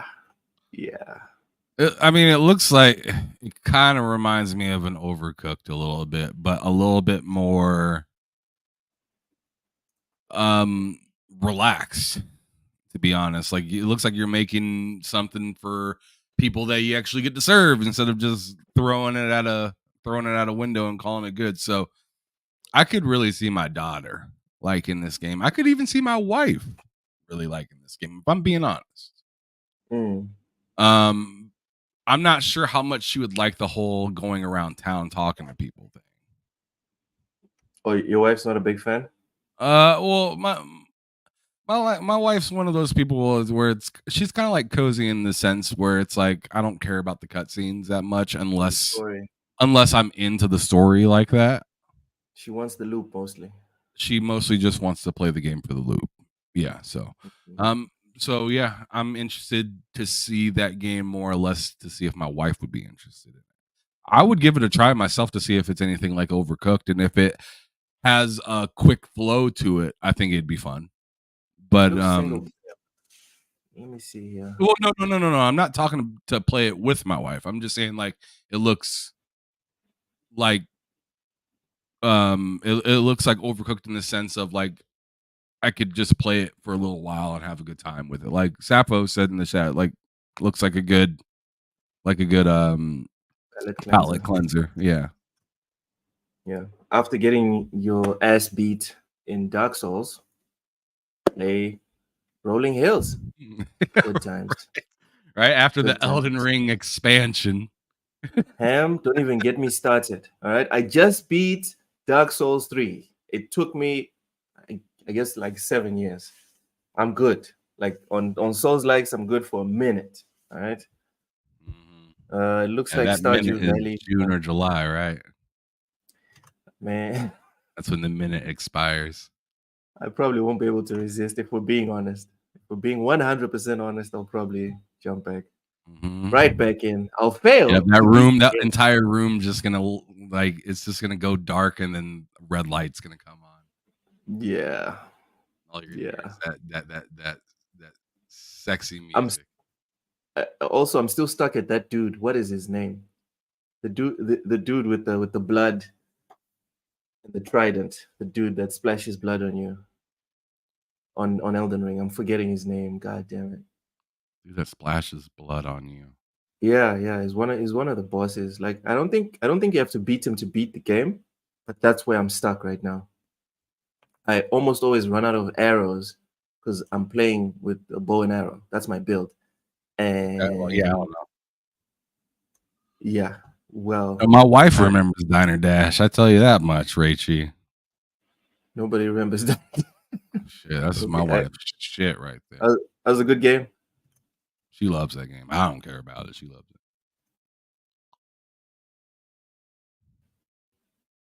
it. Anyways, you good? Story to explain it. I would just be ignoring this guy's comments. you over here doing your little no. I'm thing. taking that down. I see what you're doing right here. Nope. You looking. You interested. You curious.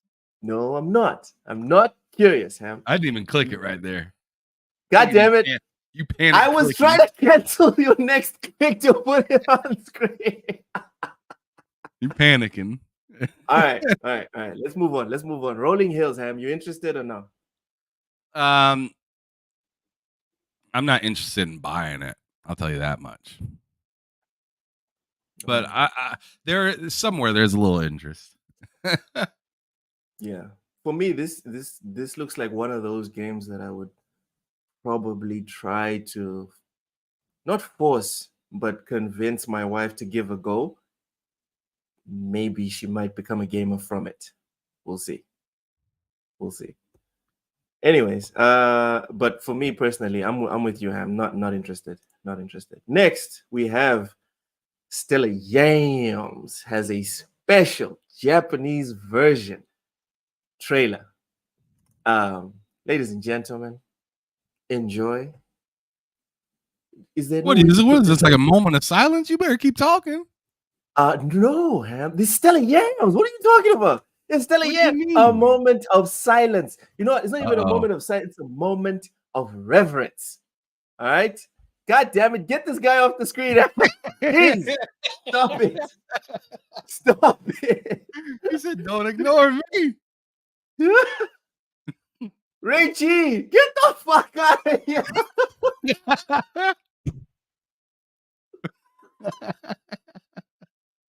He's about to break. Oh my lord. Because I'm a straight man, dude. That's why I'm happy over yams. What's wrong with you? Do you not like yams? What's wrong with you? This guy. Have you seen Eve? I mean, just look at her. Like this whole time, I think we're being disrespectful to her. We shouldn't even be saying anything. Just watch and just wow. It's a good looking game. Like I'm excited for this joint. This is why I specifically mentioned this game earlier when I said there aren't that many games, but this is one of them that I'm really excited for my PlayStation. Like I can't like I did that boss battle that it allows you to do. Like there's a main demo and then there's a boss battle like thing that you can do over and over and over again. Yes. And there's a rhythm to that boss battle as well. Yo, I don't know what Yobi's talking about right now. Like He killing me right now. He killing me. Let's move on. Let us move on. Like, come on, man. Remember the meme? Yeah. I remember that little ESPN section. Come on, man. With what was it, Chris? Who?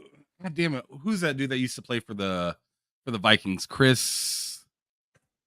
I don't know. I don't watch the NFL. You capping ass motherfucker! You from the United States? You know you watch the NFL. But anyways, God damn, I don't remember his name. God damn, I fucked up. I don't remember. But yeah, Blade is like konnichiwa to all the Japanese. To all the Japanese. Enjoy Stella yams. No, Ham. Just no. Let us move on. Next, we have Atlas exclusive Metaphor Fantazio. Live stream set for April 22. Ham, you are our in-house. Don't you dare say it. Atlas expert. That's not good. Then. Persona 5. Hey man, if I'm the Atlas expert here, that's not a good thing. Someone has to do it, Ham. That's what I'm gonna say. Someone has to spend 1 hour fighting the final boss of Persona 5. Someone has to do it. Well, let me just go on ahead and tell you right now. Let me go on ahead and lay this on the table. Let me just drop it on there, nice, hard, and thick. You know what I'm saying? No Atlas Diddy. Always ended with no Diddy. I'm not. See, this is why you summoned him here. God damn. Okay, fine. But anyways, what I gotta say now is Atlas took over Final Fantasy as JRPG best. Flat out did. Look at Final Fantasy flailing and flopping like a fish at the end of a shore. And Atlas took and shout out to Mr. Joanna Dark, because he said this yesterday. He's like, Final Fantasy back in the day. I miss him. But anyways, but like he said Final Fantasy back in the day used to be all about the characters and the story. But now it seems to have westernized itself quite a bit. And then on top of that, they focused a ton on the graphics and QTEs and QTEs, and just like they completely stripped out the whole turn-based element that was Final Fantasy back in the day. So it's like it's like a shell of what it used to be, and they're wondering, what happened to all our players.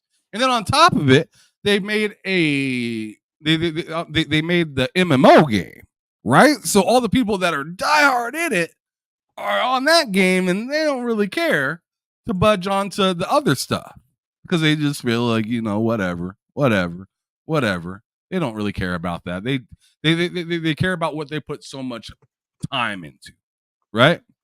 Yeah. So it's just kind of, I just had to give Atlas its props because it's out here doing big numbers. It's on all the platforms that it can be, right? It's not Square Enixing itself into a corner.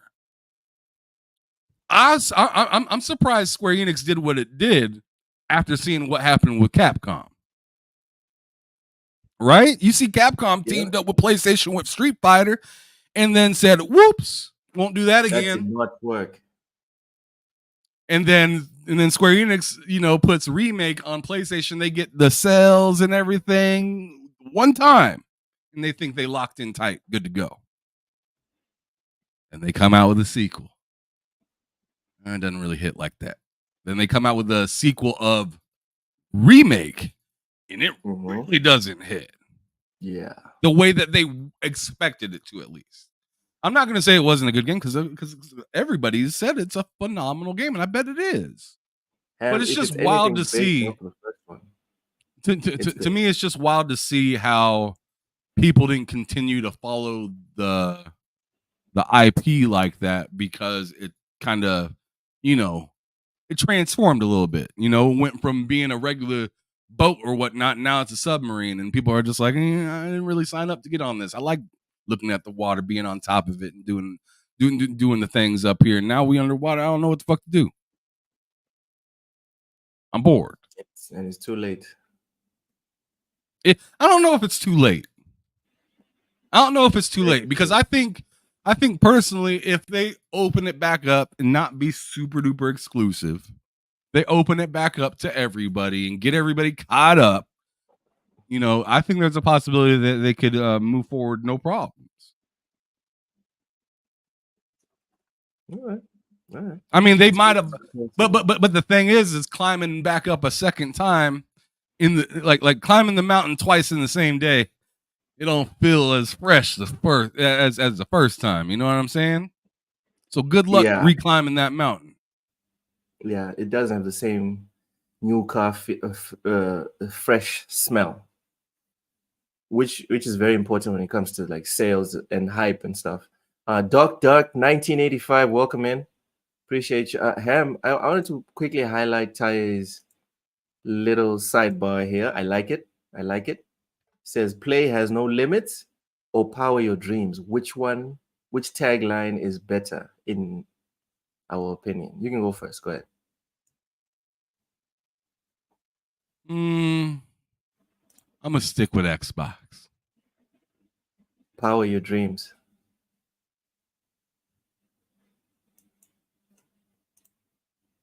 Play has no limit reminds me of No Limit Records.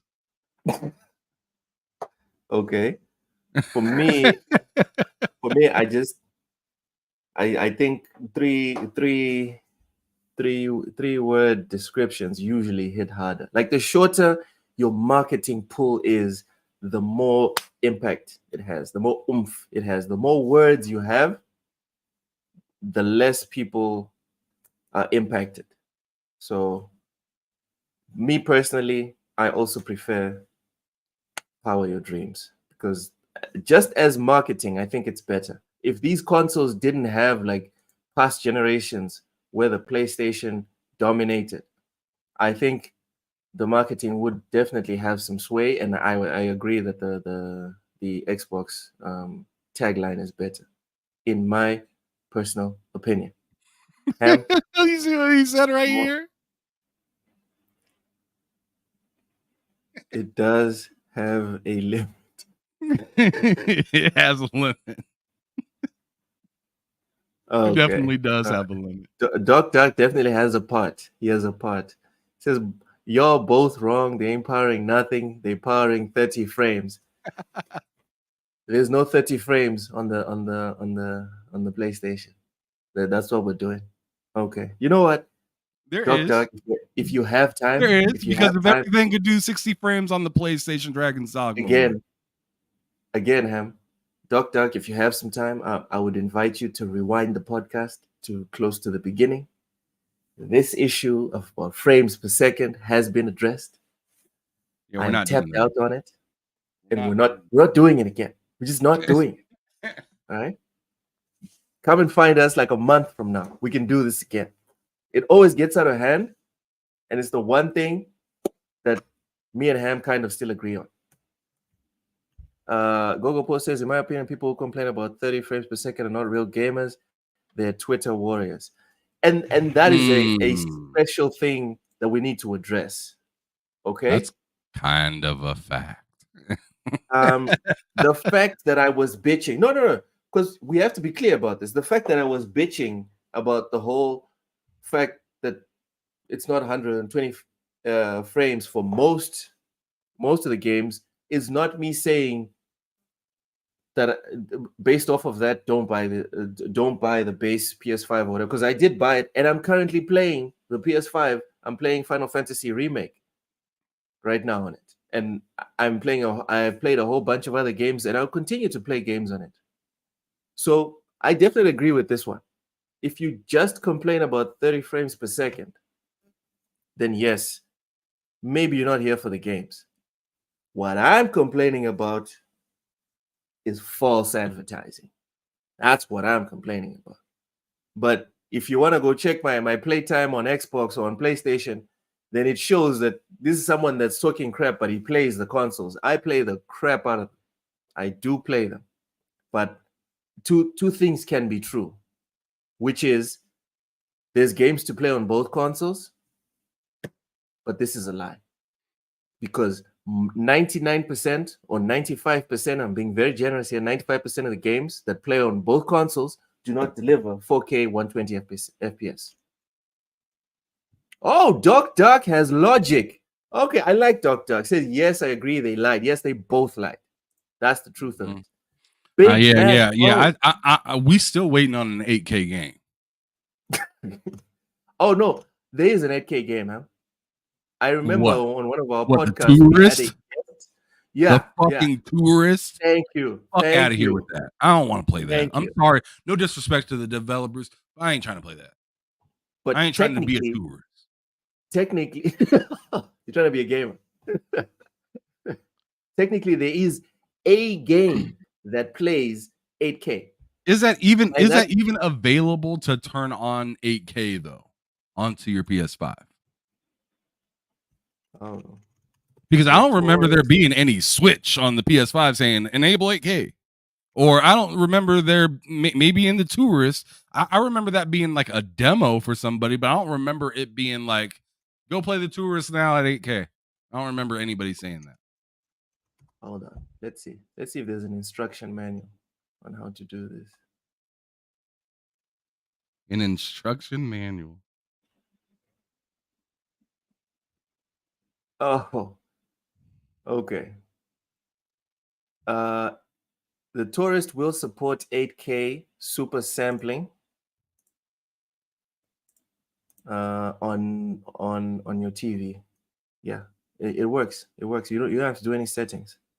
Let me open an article here so I can read here. Shinen Multimedia released The Tourist, a new action-adventure puzzle game with a cute and blocky animated art style for PS4, PS5 consoles last month. The PS5 version happens to be a pretty big deal because it's the first next-gen. It's the only first-gen. It's the only next-gen console game to genuinely support 8K, as showcased in a video analysis by Eurogamer's Digital Foundry. The Tourist internally renders 7680 x 4320, and it does so without any trickery such as checkerboard rendering. What's even more impressive is that the game is able to maintain 60 frames per second at this extreme resolution. There's a major problem, however. Despite the shiny logo that Sony placed on the front of the box, the PlayStation 5 doesn't actually support 8K output yet. Still,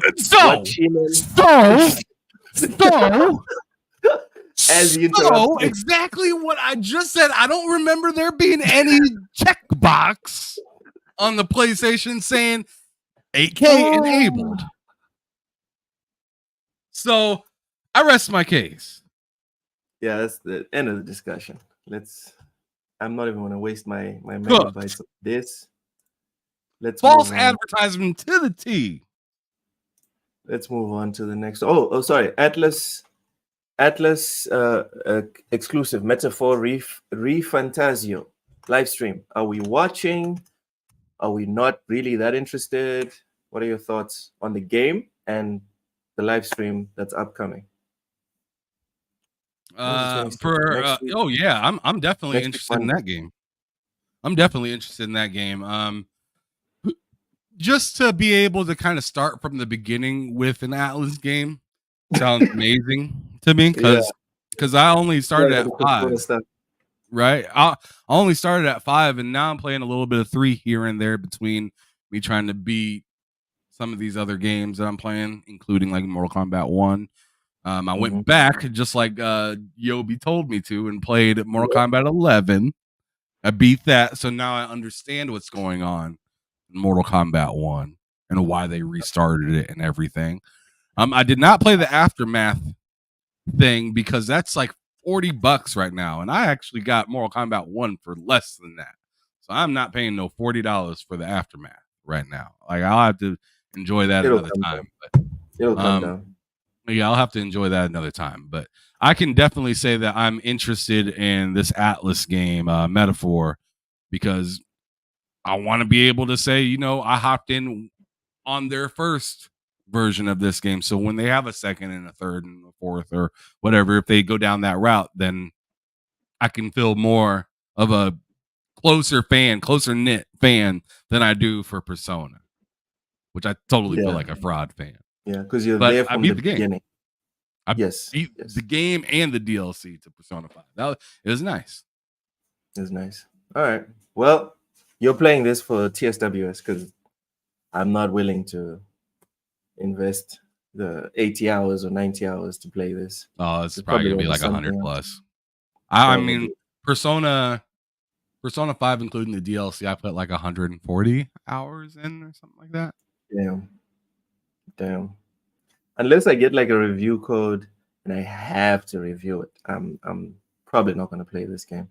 Not that it's bad, but I look at just the time investment and I look at my backlog and I'm just like, yeah, I'm trying to actually do something to my backlog this year. So it was on sale for $10 last week, Ham, when I told you to get it. Aftermath is a part. Yeah, I know. I just beat it and I looked at the price and I was like, God damn it, I must have missed the sale. Because I know you told me about the sale. I knew that. And so I went to go buy it and I seen that it was $40. I was too late. So no problem on Yobi. It was all me. Next time it goes on sale, I'll cop it though, and I'll beat it. But yeah, Yobi, I 100% agree with you. Mortal Kombat 11 was pretty hot. That story was nice. That story was real nice. And the way that they did the graphics and everything for Mortal Kombat 1, it's definitely a step up. It's definitely a step up. And the story in Mortal Kombat 1 is phenomenal so far. All right. Well, next time I'm capping for Metal Gear Solid story, I don't want to hear nothing from you or Yobi. All right. What are you talking about? Metal Gear? They ain't done nothing new with Metal Gear Solid. And I'm talking about something. Do they have to repaint? Do they have to repaint the Mona Lisa? Do they have to repaint the Mona Lisa for real? I'm just saying. I'm talking about new, fresh things that I've experienced, and you're talking about the same old bullshit. Again, do they have to repaint the Mona Lisa? I see why you're such a PS5 stan now. Because it's just the same game over and over for you. Wow. Damn. Yo, I thought we were friends. Damn. Same game. And I have no next comeback. Gen, same game. I have no comeback for that one because I already know the games you're going to bring up. So there's nothing I can say. Just wow. Again, I thought we were friends, dude. Moving on. Skybound, this guy is with his vape chilling. Just chilling. Yobi said if you didn't beat Phantom Pain, you don't want to hear anything. Phantom Pain, MGS5. I did beat it. I didn't enjoy it. Because I know the whole backstory around what happened, right, with Kojima and the premature release, the premature release, etc. I feel some type of way about it. I don't like the action elements that were a bit exaggerated because MGS mostly. It was that was your way of talking about this stupid ass game. What? This was your way of talking about Metal Gear. Weasel it in. We are here to engage the comment section. You triggered it though. I am like 1,000 for 1,000 on TSWS. No one can make me sit here and talk about video games, and I won't find a way to bring in whether it's a detailed or surface level breakdown or something Metal Gear Solid related. So appreciate you, Yobi. Much love. As I was saying, usually the action in MGS is kind of subdued for like the cutscenes. But MGS5 for me, they kind of went a bit overboard with the actual action during the gaming. I didn't enjoy. There wasn't a lack of stealth, but I would have liked it if they had forced more stealth.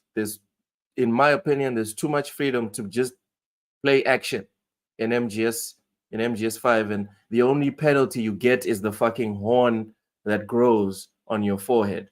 That's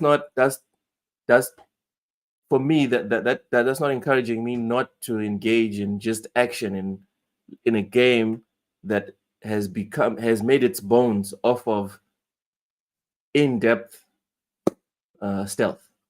So that was one of the reasons. Also, the repetitive missions. That was like, what the fuck? I didn't enjoy that. The Mona Lisa is overrated and she's super mid. Stanley Francois, I can't believe I have to explain analogies to you, but I'm gonna do it anyway. The analogy was that perfection or near perfection does not need to be redone and rehashed again and again and again. We can I could do the same thing for Endgame. Endgame doesn't have to be redone. Endgame is a perfect movie. It's fine as it is. Does that analogy not fit for you? MGS5 was an awesome game. It's cool, bro. You okay? You're allowed to disagree. No, Gogo Paul. I will not allow this. All right. MGS survived. Metal Gear survived. Wait, what's happening? He said Metal Gear Survive was good too, has great multiplayer. This guy's trying to trigger me. No, he's just trying to tell you some facts and you're not enjoying it. No. You just said he's allowed to have. You just said somebody is allowed to have their own opinion, and then you just completely ream somebody else. Nah, man, you went, dude. Keep it one way or keep it another, man. Get right or get left, Flo. Which one is it? Let me tell you. Every theory, right? Every theory of philosophy has exceptions, right? We're allowed to disagree. It's cool, but don't say something that's completely left field. You know what I mean? It's like not. Don't get up and say, "Oh, Fallout 3 is the best Fallout." It's like, bro. Why is that crazy to say? All right, listen, we're 1 hour. We're almost 2 hours into this, and we have a lot of topics to get to. We can leave that on the back burner. You're an asshole. Another day. I have one. No, you doubt. Are one. You are one. All right. Well, the asshole here is telling you. Again, Gogo Po, Fallout 3 was awesome. Was it the best Fallout, though? Was it? Some people would say so.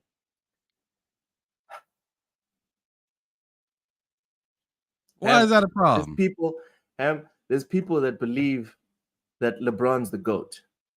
Does that matter? That's fine. It doesn't. I mean, I don't believe it, but that doesn't bother me. I mean, I don't think they're crazy. No, the point is that is an analogy, or that is a thought that someone can have, and you can just be like, you know what, I kind of disagree with that, but it's fine because it's reasonable. But if someone gets up and tells you, Ham, Charles Barkley is the best player the NBA has ever seen, what would you say? What? Okay, but you wouldn't say why if someone said LeBron was the GOAT. Yes? Well, I mean, I understand more of LeBron's history than I do Charles. Why? Exactly. But yeah, sure. So your reaction I see what you're saying. Already communicates the levels here of disagreement. It's fine for you to disagree on something that's kind of like, the semantics. And then there's other things where it's like, yo, this is ridiculous. Kobe's the GOAT. Fuck LeBron. Yobi is my man. Yes, Yobi. Yeah, let me put you up. Oh no, what happened? Kobe is the GOAT. Fuck LeBron. I'm with Yobi. I'm with Yobi. Let's go. Ham, put up the next article. Please get off your phone. No. All right. I was over here playing Fallout. You know what I'm saying? So I'm sorry. I'm sorry. You were just is that 102? Is that 102? It's 76. Ew. Eat it. Next topic. Skybound Entertainment launches crowdfunding campaign for AAA Invincible game. Skybound Entertainment has launched a Republic crowdfunding campaign for the development and marketing of a new AAA game based on Invincible. Republic is an investment platform that allows users to invest in everything from video games to startup companies and real estate. Skybound Entertainment is seeking a minimum of $50,000 for the project and maximum of $5 million. It has already secured over $440,000. Investors can anticipate perks and rewards ranging from discounted merchandise to behind-the-scenes access and experiences. Ham, are you? Yo, how are you feeling about this? Am likey a lot. I've been watching the hell out of this show lately, and it's or not just lately, but I've been watching it for a while, keeping up on it and whatnot. This last February, I want to say they dropped more episodes for it. Mm-hmm. Like you go to hell too, Vincent Vega. You and Lo. What do you say? He said ew. Yeah, man. What are you doing? Come on. Paint a wall and watch the paint dry. Whatever. Better than Whatever. It's I'm gonna enjoy myself. You keep complaining. Anyways. I'm not complaining. Okay. Ew. But anyways, yeah. This game, I'm hoping is gonna be good. I mean, I just don't know what to expect from it. I mean, because the IP and everything screams that a game from this should be good, but let's not forget we do have Superman out there in the nether realm, you know? There's a reason why we haven't had a Superman game. In fact, there are several reasons why we haven't had I think it'd be easier to do this though, because I don't feel like the lore of this is as touchy as the lore of DC games. Yeah. Or the lore of specifically Superman. Because I think Superman and Batman are on like such a level that even you could remove them from the DC level. There's people that know who Batman is, they don't know who DC is. And Superman as well. So it's very touchy. What Kickstarters have actually worked recently, I don't say the day before, and don't say the day before. This is a good point. Hey, Kickstarter for Psychonauts. Psychonauts 2. That was a Kickstarter. Really? Wasn't that like funded by Xbox from the go? And it ended up getting funded by Xbox, but it was a Kickstarter. Oh, okay. So maybe they need to get the ball rolling, and then at some point PlayStation will pick them up, or Xbox will pick them up, or someone. Epic maybe. Make it Epic Games exclusive. Yo, if Epic could pick them up, seeing this on Unreal Engine 5 would be pretty hot. Yeah, that would be pretty hot. Thing is, I quickly Googled it, and Skybound Games, they've made a couple of games. It's not like they're completely like devoid of experience. They've made Slime Rancher, The Long Duck. Nothing. I mean, my daughter's played some Slime Rancher, but I wasn't into it. Sounds like something maybe Cozy might like. Not me. Okay. In October 2018, due to the collapse of Telltale Games, Skybound Games announced they would be working on finishing up the final 2 episodes of The Walking Dead, the final season, Broken Toys and Take Us Back, to end the game adaptation of their series. In addition to continued digital release, Skybound Games also released physical editions of the game for PS4, Xbox One, Nintendo Switch. That's pretty cool. I like the Telltale games, and the Walking Dead games are pretty awesome. Yeah, and that's pretty much it in terms of games. They don't have much stock, so not great, but also not terrible. So yeah, I guess I'm with you on this one. I'm wait and see. Kind of psyched because we both like the IP, but shaky ground right now. Very shaky ground. Moving on, we're going back to VGC, and GameStop is offering buy two, get one free on all pre-owned games. So customers can currently choose from almost 9,000 products across platforms, including but not limited to PS4, PS5, Series X and S, Xbox One, and Nintendo Switch. Titles available include recent high-profile releases like Dragon's Dogma 2, Rise of the Ronin, Final Fantasy VII Rebirth, Princess Peach Showtime, MLB The Show 24, and Helldivers 2. When 3 games have been selected, the cheapest of the product will be free. Helldivers 2 was the best-selling game of February in the US, according to Circana analyst Matt Piscatella. The co-op shooter. Okay, this is not a Helldivers. Like we're not doing that. We're talking about the GameStop offering. Ham, this does not move you at all. The only reason is because I've got a lot of the more recent games as of lately. If I was in need of a bunch of different games or whatnot, this would be a pretty good offer. I'm not gonna lie and say this is terrible. Ignore. I'm just personally like, I don't need this exactly, but this is a good deal. And if you like physical games, go out and take advantage of this while you still can. Who knows how much longer GameStop's going to be around. This is messy from Gogo Po. I guess that speaks to your point as well. Who knows how long this is going to be around? Exactly. GameStop still open? Why would I want to give GameStop my money? I remember the days they gave me $2 for a game. Guys, Get it. This whole physical games, like the old me, like last year, I would have been like very triggered with this, Ham. I'd be like, you guys in the States, in Europe, you guys are so blessed.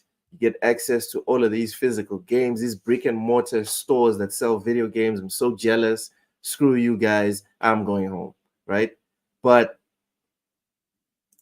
now with the new policies that are being implemented by publishers, etc., you don't own the game in the box. Because it used to be you buy one of these and you can now play this forever as long as the disc works. That's not the rule anymore. And it's only going to get worse and worse and worse.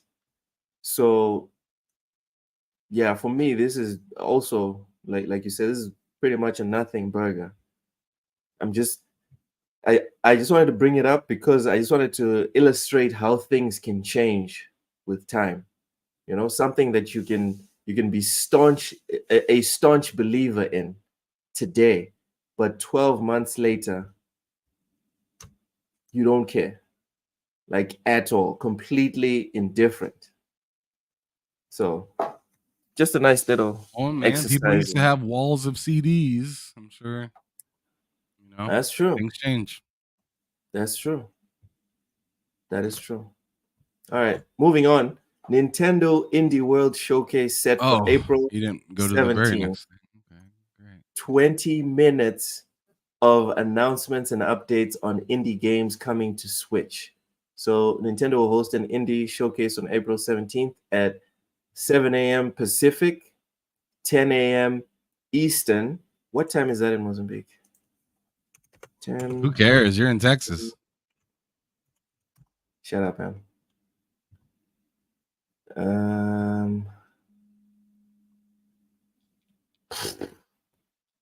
What?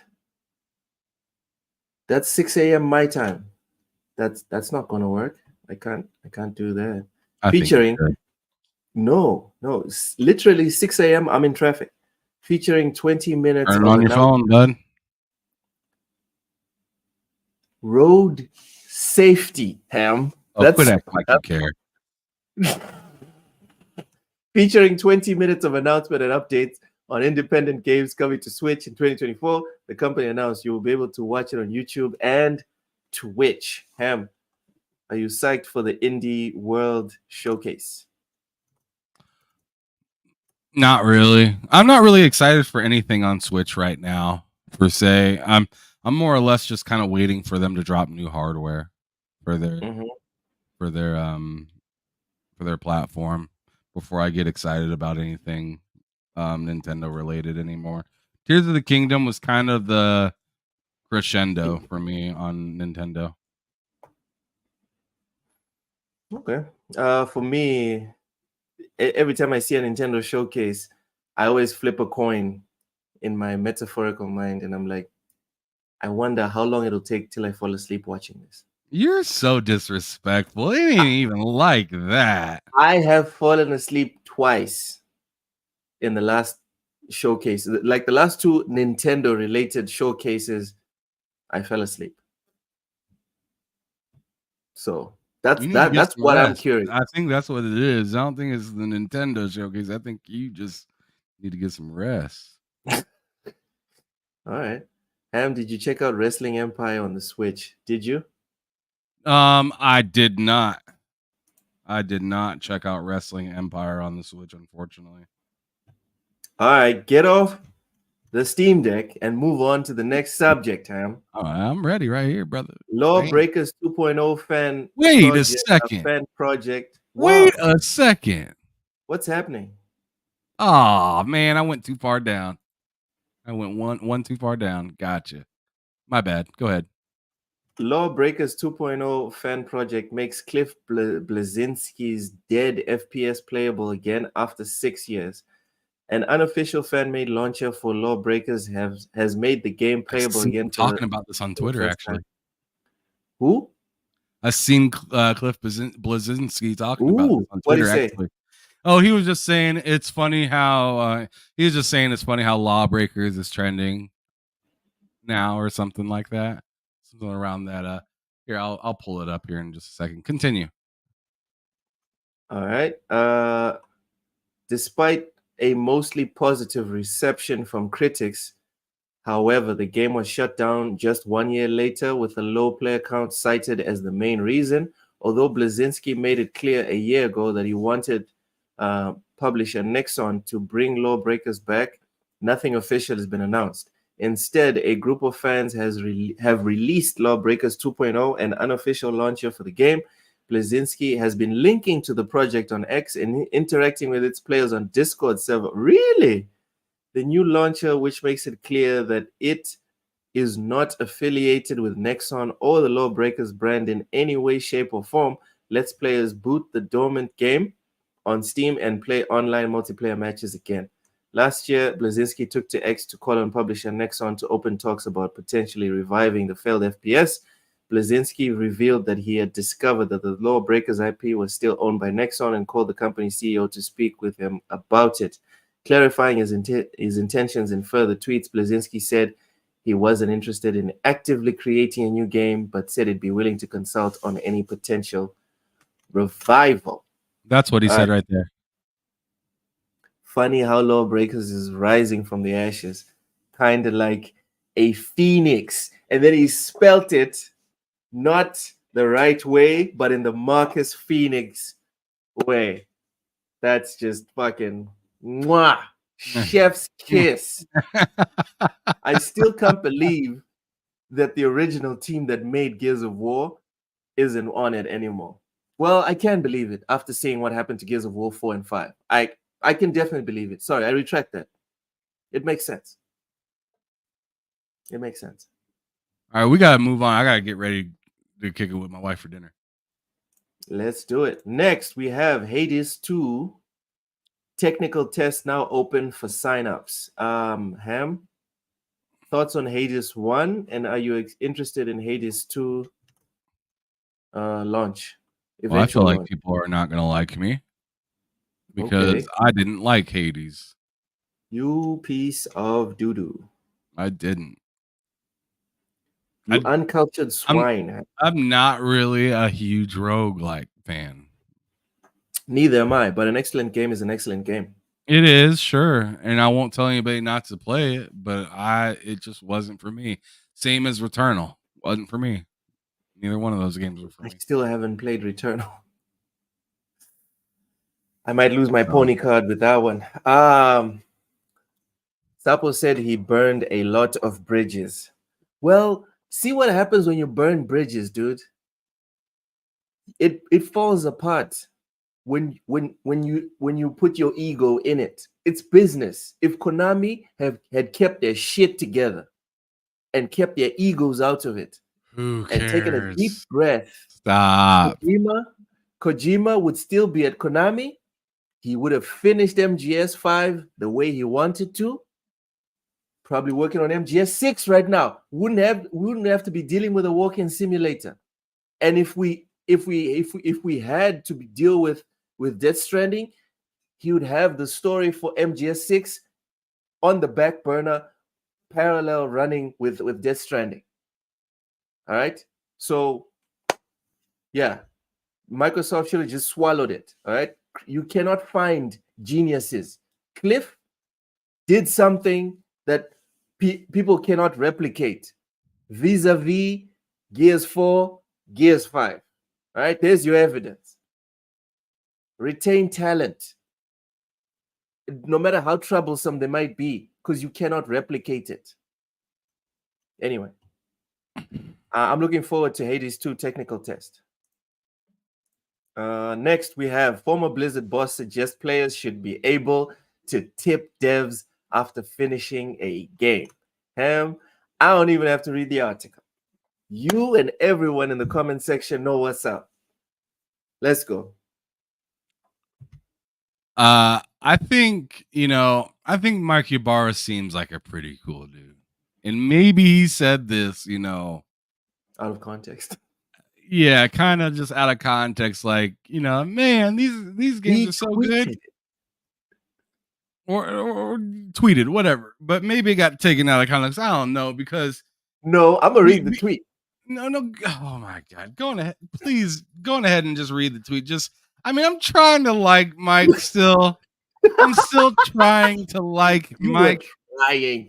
You were botting hard trying to defend him. But go ahead. What's botting got to do anything with Xbox no more? He gone. Okay.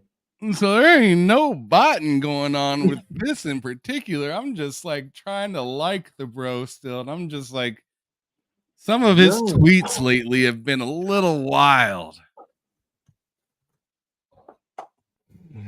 That's what happens when you're not under a contract, I guess, anymore. I don't want to. I've been pissed off. I've criticized people for counting people's pockets, but I'm gonna count his pockets. I'm gonna do it. I'm gonna be a hypocrite. It's easy to say this when you're not one of the hundreds of thousands of 100 million.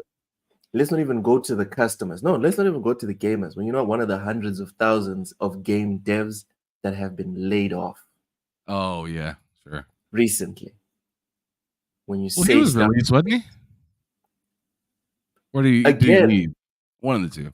Again, I am speculating, 100% speculating. I have no evidence to subsidize my position, but I don't think Mike is hurting for cash the same way most of us are.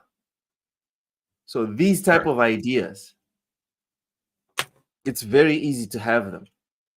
When an extra $20, an extra $70, extra $100 doesn't make a difference. And especially if you take in the context of what we were talking about at the beginning of the show about with Cerebral Paul's situation. This is very tone deaf. A lot of people are unemployed. A lot of people are struggling right now. And it's not just third world countries. This is happening everywhere. And to say this, not the look.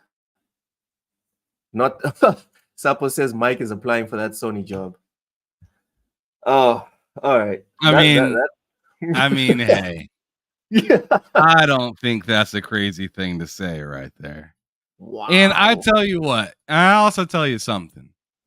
You said it's tone deaf. I think you're being very nice. This is some of the dumbest shit I've ever seen somebody say within the industry. Like, I'm sorry, but like, Mike, you made some brilliant products. You've been on an awesome team. I'm sure you're a good dude, and I'm sure you got a good heart. But this particular comment is garbage to me. It's garbage to me. In no way do I ever feel when I'm playing a video game that I'm getting the kind of service that I get at a restaurant. There's no one person that's responsible for the way I'm feeling when I'm playing the game. So, like, what am I going to do? I'm going to tip the fucking publisher? Are you out of your mind? You think I want to give?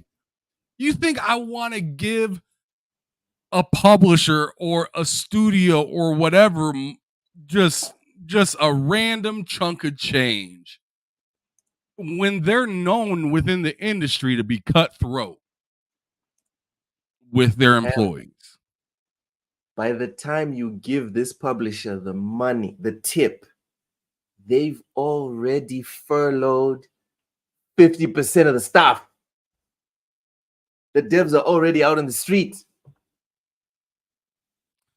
Yeah, so no, I'm not thinking this was a great thing to be said or anything to be championed by any means.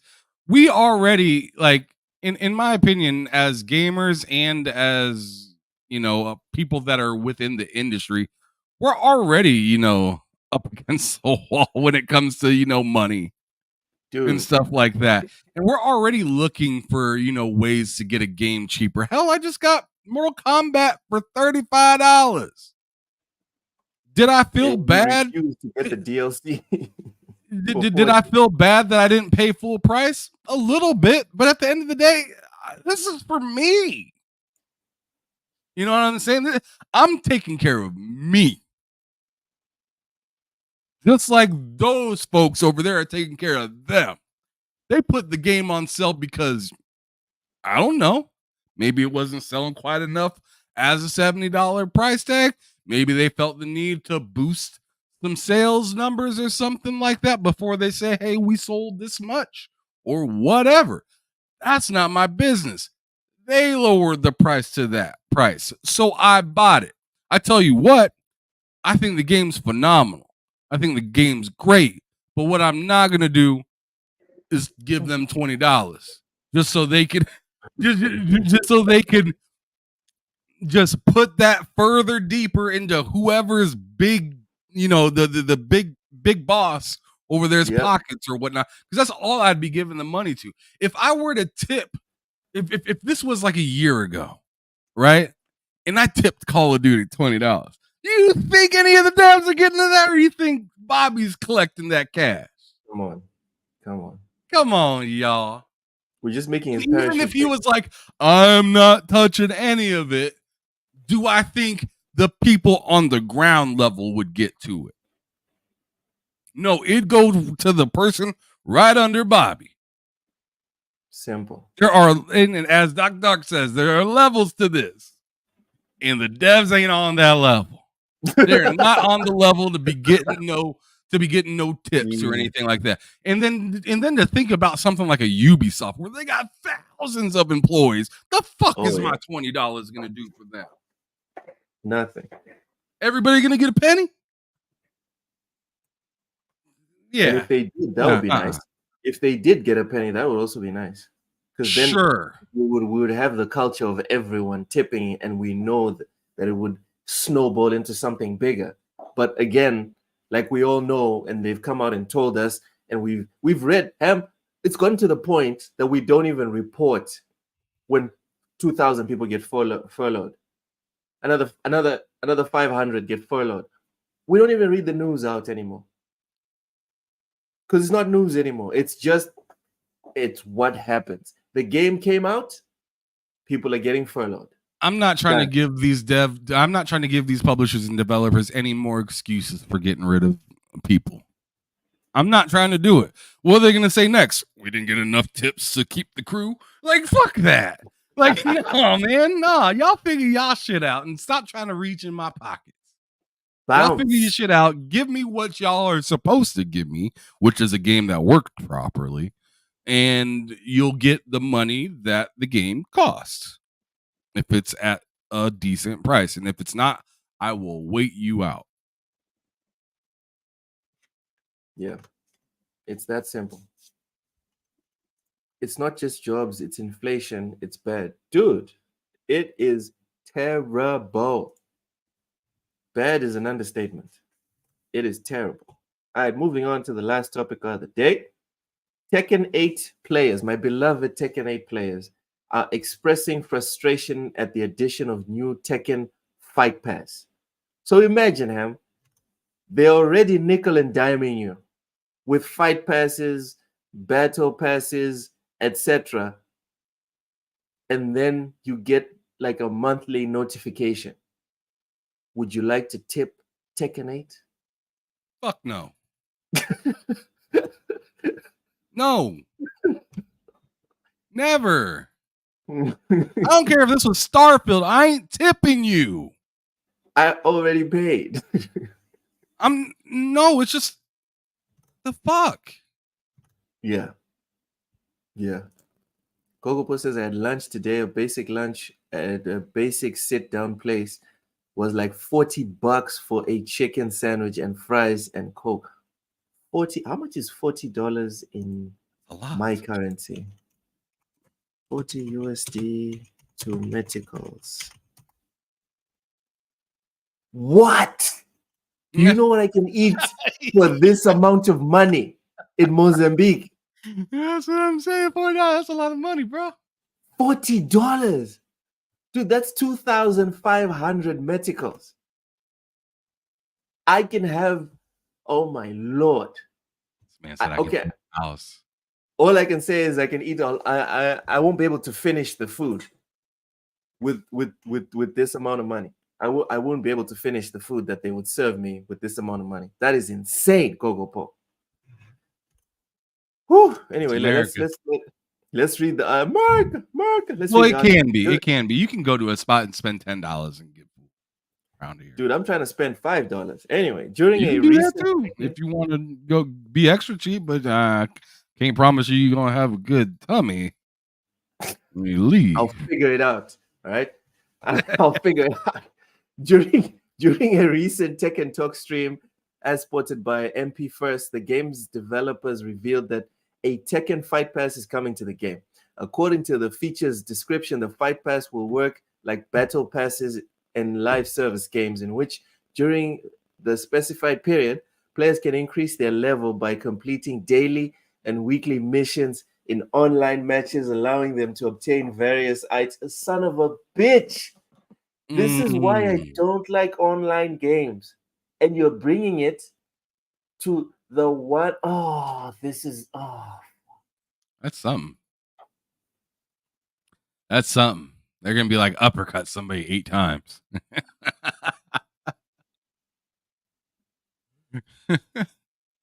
I should start reading these articles before we do the show because now I'm triggered. I know you need to go.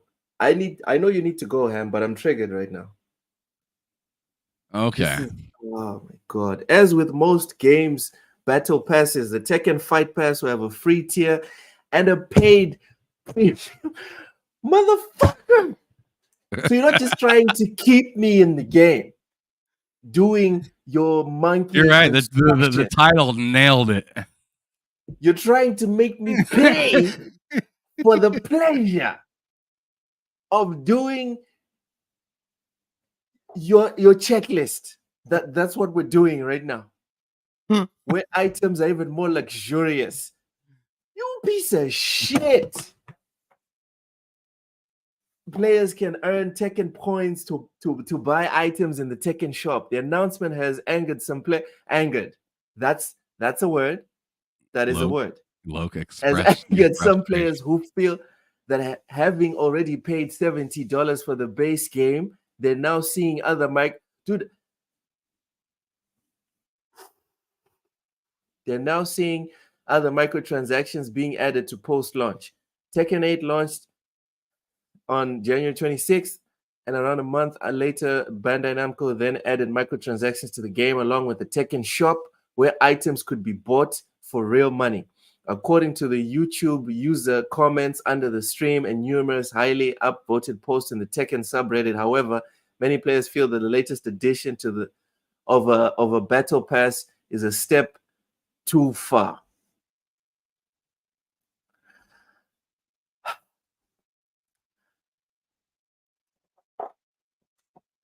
I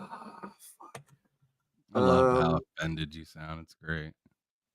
So in the article, they go on to read like comments. I even took off my glasses. I'm fucking, oh my Lord, what time is it? It's 1:30 a.m. my time. You need to go to bed. I have work tomorrow. This is some bullshit. No, this is not some bullshit. This is all the bullshit. This is all of it. Not even Tekken is sacred anymore. Fucking Tekken. They took Tekken away. Oh my God, they took Tekken. You need to calm down. Dude. It's not Tekken anymore, Ham. It was bad enough when they said now you can't unlock fighters anymore. Now you have to pay, right, to be able to unlock these fighters. And we're like, all right, cool. Yeah, just don't do it, Luke. Cool. Why don't you just not do it? Why does it bother you so much? Why don't you just not do it? Why don't I not do it? What do you feel? You feel like you have to buy it? Because when this is done, that means a time investment to do this instead of giving us a complete game. Instead of getting rid of the cheaters on PC that are modding and putting in like fucking marshmallow shaped characters so you can't see what the moveset is being like triggered by your opponent, right? Like they could have done a whole lot more things to make Tekken 8 a better game. Instead, we're making it Call of Tekken. I think you tripping. That's what we're doing. I don't know, Loke. I mean, okay. Like I see what you're saying. Like the only thing that bothers me is hiding players behind the paywall. That's the only thing that bothered me about Tekken. Like I heard Eddie came out, I booted up Tekken and seen that I couldn't use them, and I was like, that's stupid. Here's the Wakanda haircut. It's fine. Never mind. Well, I mean, you can change it. You can change the way they look and stuff like that, so it's whatever. But like, I was just like, oh man, I really miss the days where I'd just play the game and unlock the character. But you can't do that now. But with this whole like season pass thing, I can't say that I'm as frustrated as you are. I'm only frustrated about the whole. I want all my characters. If I buy a game, I don't want 70% of the characters. I want all the characters, or the ability to get all the characters. But yeah, this whole season pass, what are you gonna get out of it? Skins and stuff? I don't know. I don't care. Again, Ham, this is about diverting labor and investment in the game to not make it a better game, but diverting labor to sell you more shit. Because now they have to make a roadmap for this. It's already been made. This roadmap has already been made. Because remember, this game came out in January. So they didn't just wake up one day like, okay, we're going to do the battle pass just now. No. While they were developing the game, they took attention off other stuff that we've all been bitching about with Tekken, and they were like, we're going to put attention to the battle pass. That is literally what happened. And here we are. So it's fine. You can call it fake outrage. I don't care. I don't care. I don't care. I don't care if you don't see it from my angle. I don't care if you don't see it from the hundreds of thousands of Tekken fans that have no life Tekken for years. It's fine. As long as we see it that way, that's fine. That's true. I mean, you guys are going to be the more vocal ones than me, because I mean, I like Tekken, but I don't play it like that. I don't play it to do the battle passes and stuff like that. I play it to play versus like friends and stuff like that, and to beat the story, and to hopefully get new characters, which I have to pay for now. But yeah, I don't play it to get the new skins or the battle pass or anything like that. So I could totally see why somebody like you may be mad compared to somebody like me. All right. Ham, we have come to the end. Ham and everyone in the chat, thank you so much for coming through, everyone. We really appreciate you. Before we hop on out, Ham, do you want to plug so I can do the outro? Yeah, definitely. You guys know where you can find me. You can find me here. I did lock down a couple of developer interviews here in the near future. So I got I got Ivan Carrillo, which he's a guy that did like Big Boy Boxing, and he also worked on like that Enter the Chronosphere game that I was talking about, the Bullet Hell kind of game. He helped work on that and some other games. I also have Tomek coming on, which he is from Funcom, and really good guy that I met out at PAX as well. He is helping out with Dune right now, the game that's going to be coming out. And then I also, just as of, I believe it was yesterday. Yeah, it was yesterday. I locked down an interview with Ralph Jodice Jr., which he used to be he's a former Xbox PR guy from 2012 to 2023. So that's interesting. And he is a head of PR for X-Real currently, which are like the glasses that go with like VR headsets and stuff like that. So like the shades that people use for like AR. So he works with that right now. But as for this coming week, Lord Sov is going to be the guest, and it's going to be this Saturday instead of Thursday because his work schedule and whatnot is super tight during the week. So it'll be on Saturday. So Loke will actually be able to hang out and watch the show as well. And just freaking decimate the comment section. Yobi has a question for you in the comment section now. Anything else you want to plug before I do the outro for the show? Yeah. Well, Yobi said, "Do you remember the list I sent?" Yeah, I've reached out to several of those folks, and I haven't got like messages back from a lot of them. So that's kind of where it kind of stands for that. Like, I mean, and I can tell you a lot of the different people that I've reached out to that were on that list. I've reached out to Goddess, Sinister, Floor Hugger. I got Chips and Sticks. He's scheduled. Yeah, but I've hollered at like half of the list so far. So I'm just waiting for some of them to respond. Specifically, I'm waiting for Goddess, Kaya, and Floor Hugger to respond. Those are the more recent ones I've talked to, but I haven't got any response from. So yeah, you can try to DM them if you want, brother. I'd appreciate it. I've heard of Tree Hugger, not Floor Hugger. That's new. But anyways, yeah, go on ahead. Get us out of here. I gotta go. All right. Thank you so much for watching, guys. Our weekly schedule is as follows.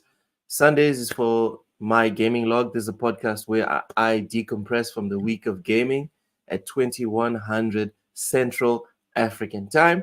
Mondays are for the crossover at 2:30 Eastern, where Ham Solo and K Mega discuss Xbox related stuff and more. Tuesdays, me and Ham Solo do what we just did. We duke it out in a quickfire discussion centering on video game news on the lowdown at 5 p.m. Eastern. Wednesdays, we're off on TSWS, but Ham Solo does feature on Matt Likes Games channel for the two-player podcast at 2 p.m. Eastern on Matt Likes Games channel. Did I mention that Matt licks games? He literally licks them and then he puts them in the console, even though they're all digital. He makes it work. Thursdays are headlined by Behind Them Sticks at 8 p.m. Eastern, where Ham Solo introduces people in and around gaming that you may or may not know to try and positively bring people together. This week, it's Lord Salve, correct, Ham? That's right. All right. Fridays is the big hangout we've coined as bullsitting, featuring Cozy Beluga, Matt Likes Games, Ham Solo, Mental 9R, myself, and a special guest or two to discuss the week's big gaming happenings and finding out. Also, we find out what Cozy Beluga is going to eat or drink live on stream at 4 p.m. Eastern every Friday. Thank you for tuning in to the Lowdown on TSWS Gaming. We hope you had as much fun watching as we did talking gaming. If you enjoyed the podcast, smash the like button. If you didn't like the podcast, smash the like button, because we all know that the algorithm doesn't care. Share this pod with your friends and enemies, because views are views regardless of intention. Also, subscribe to our channel for more gaming content. Thank you all so much for watching, and we'll see you on Thursday. Bye-bye.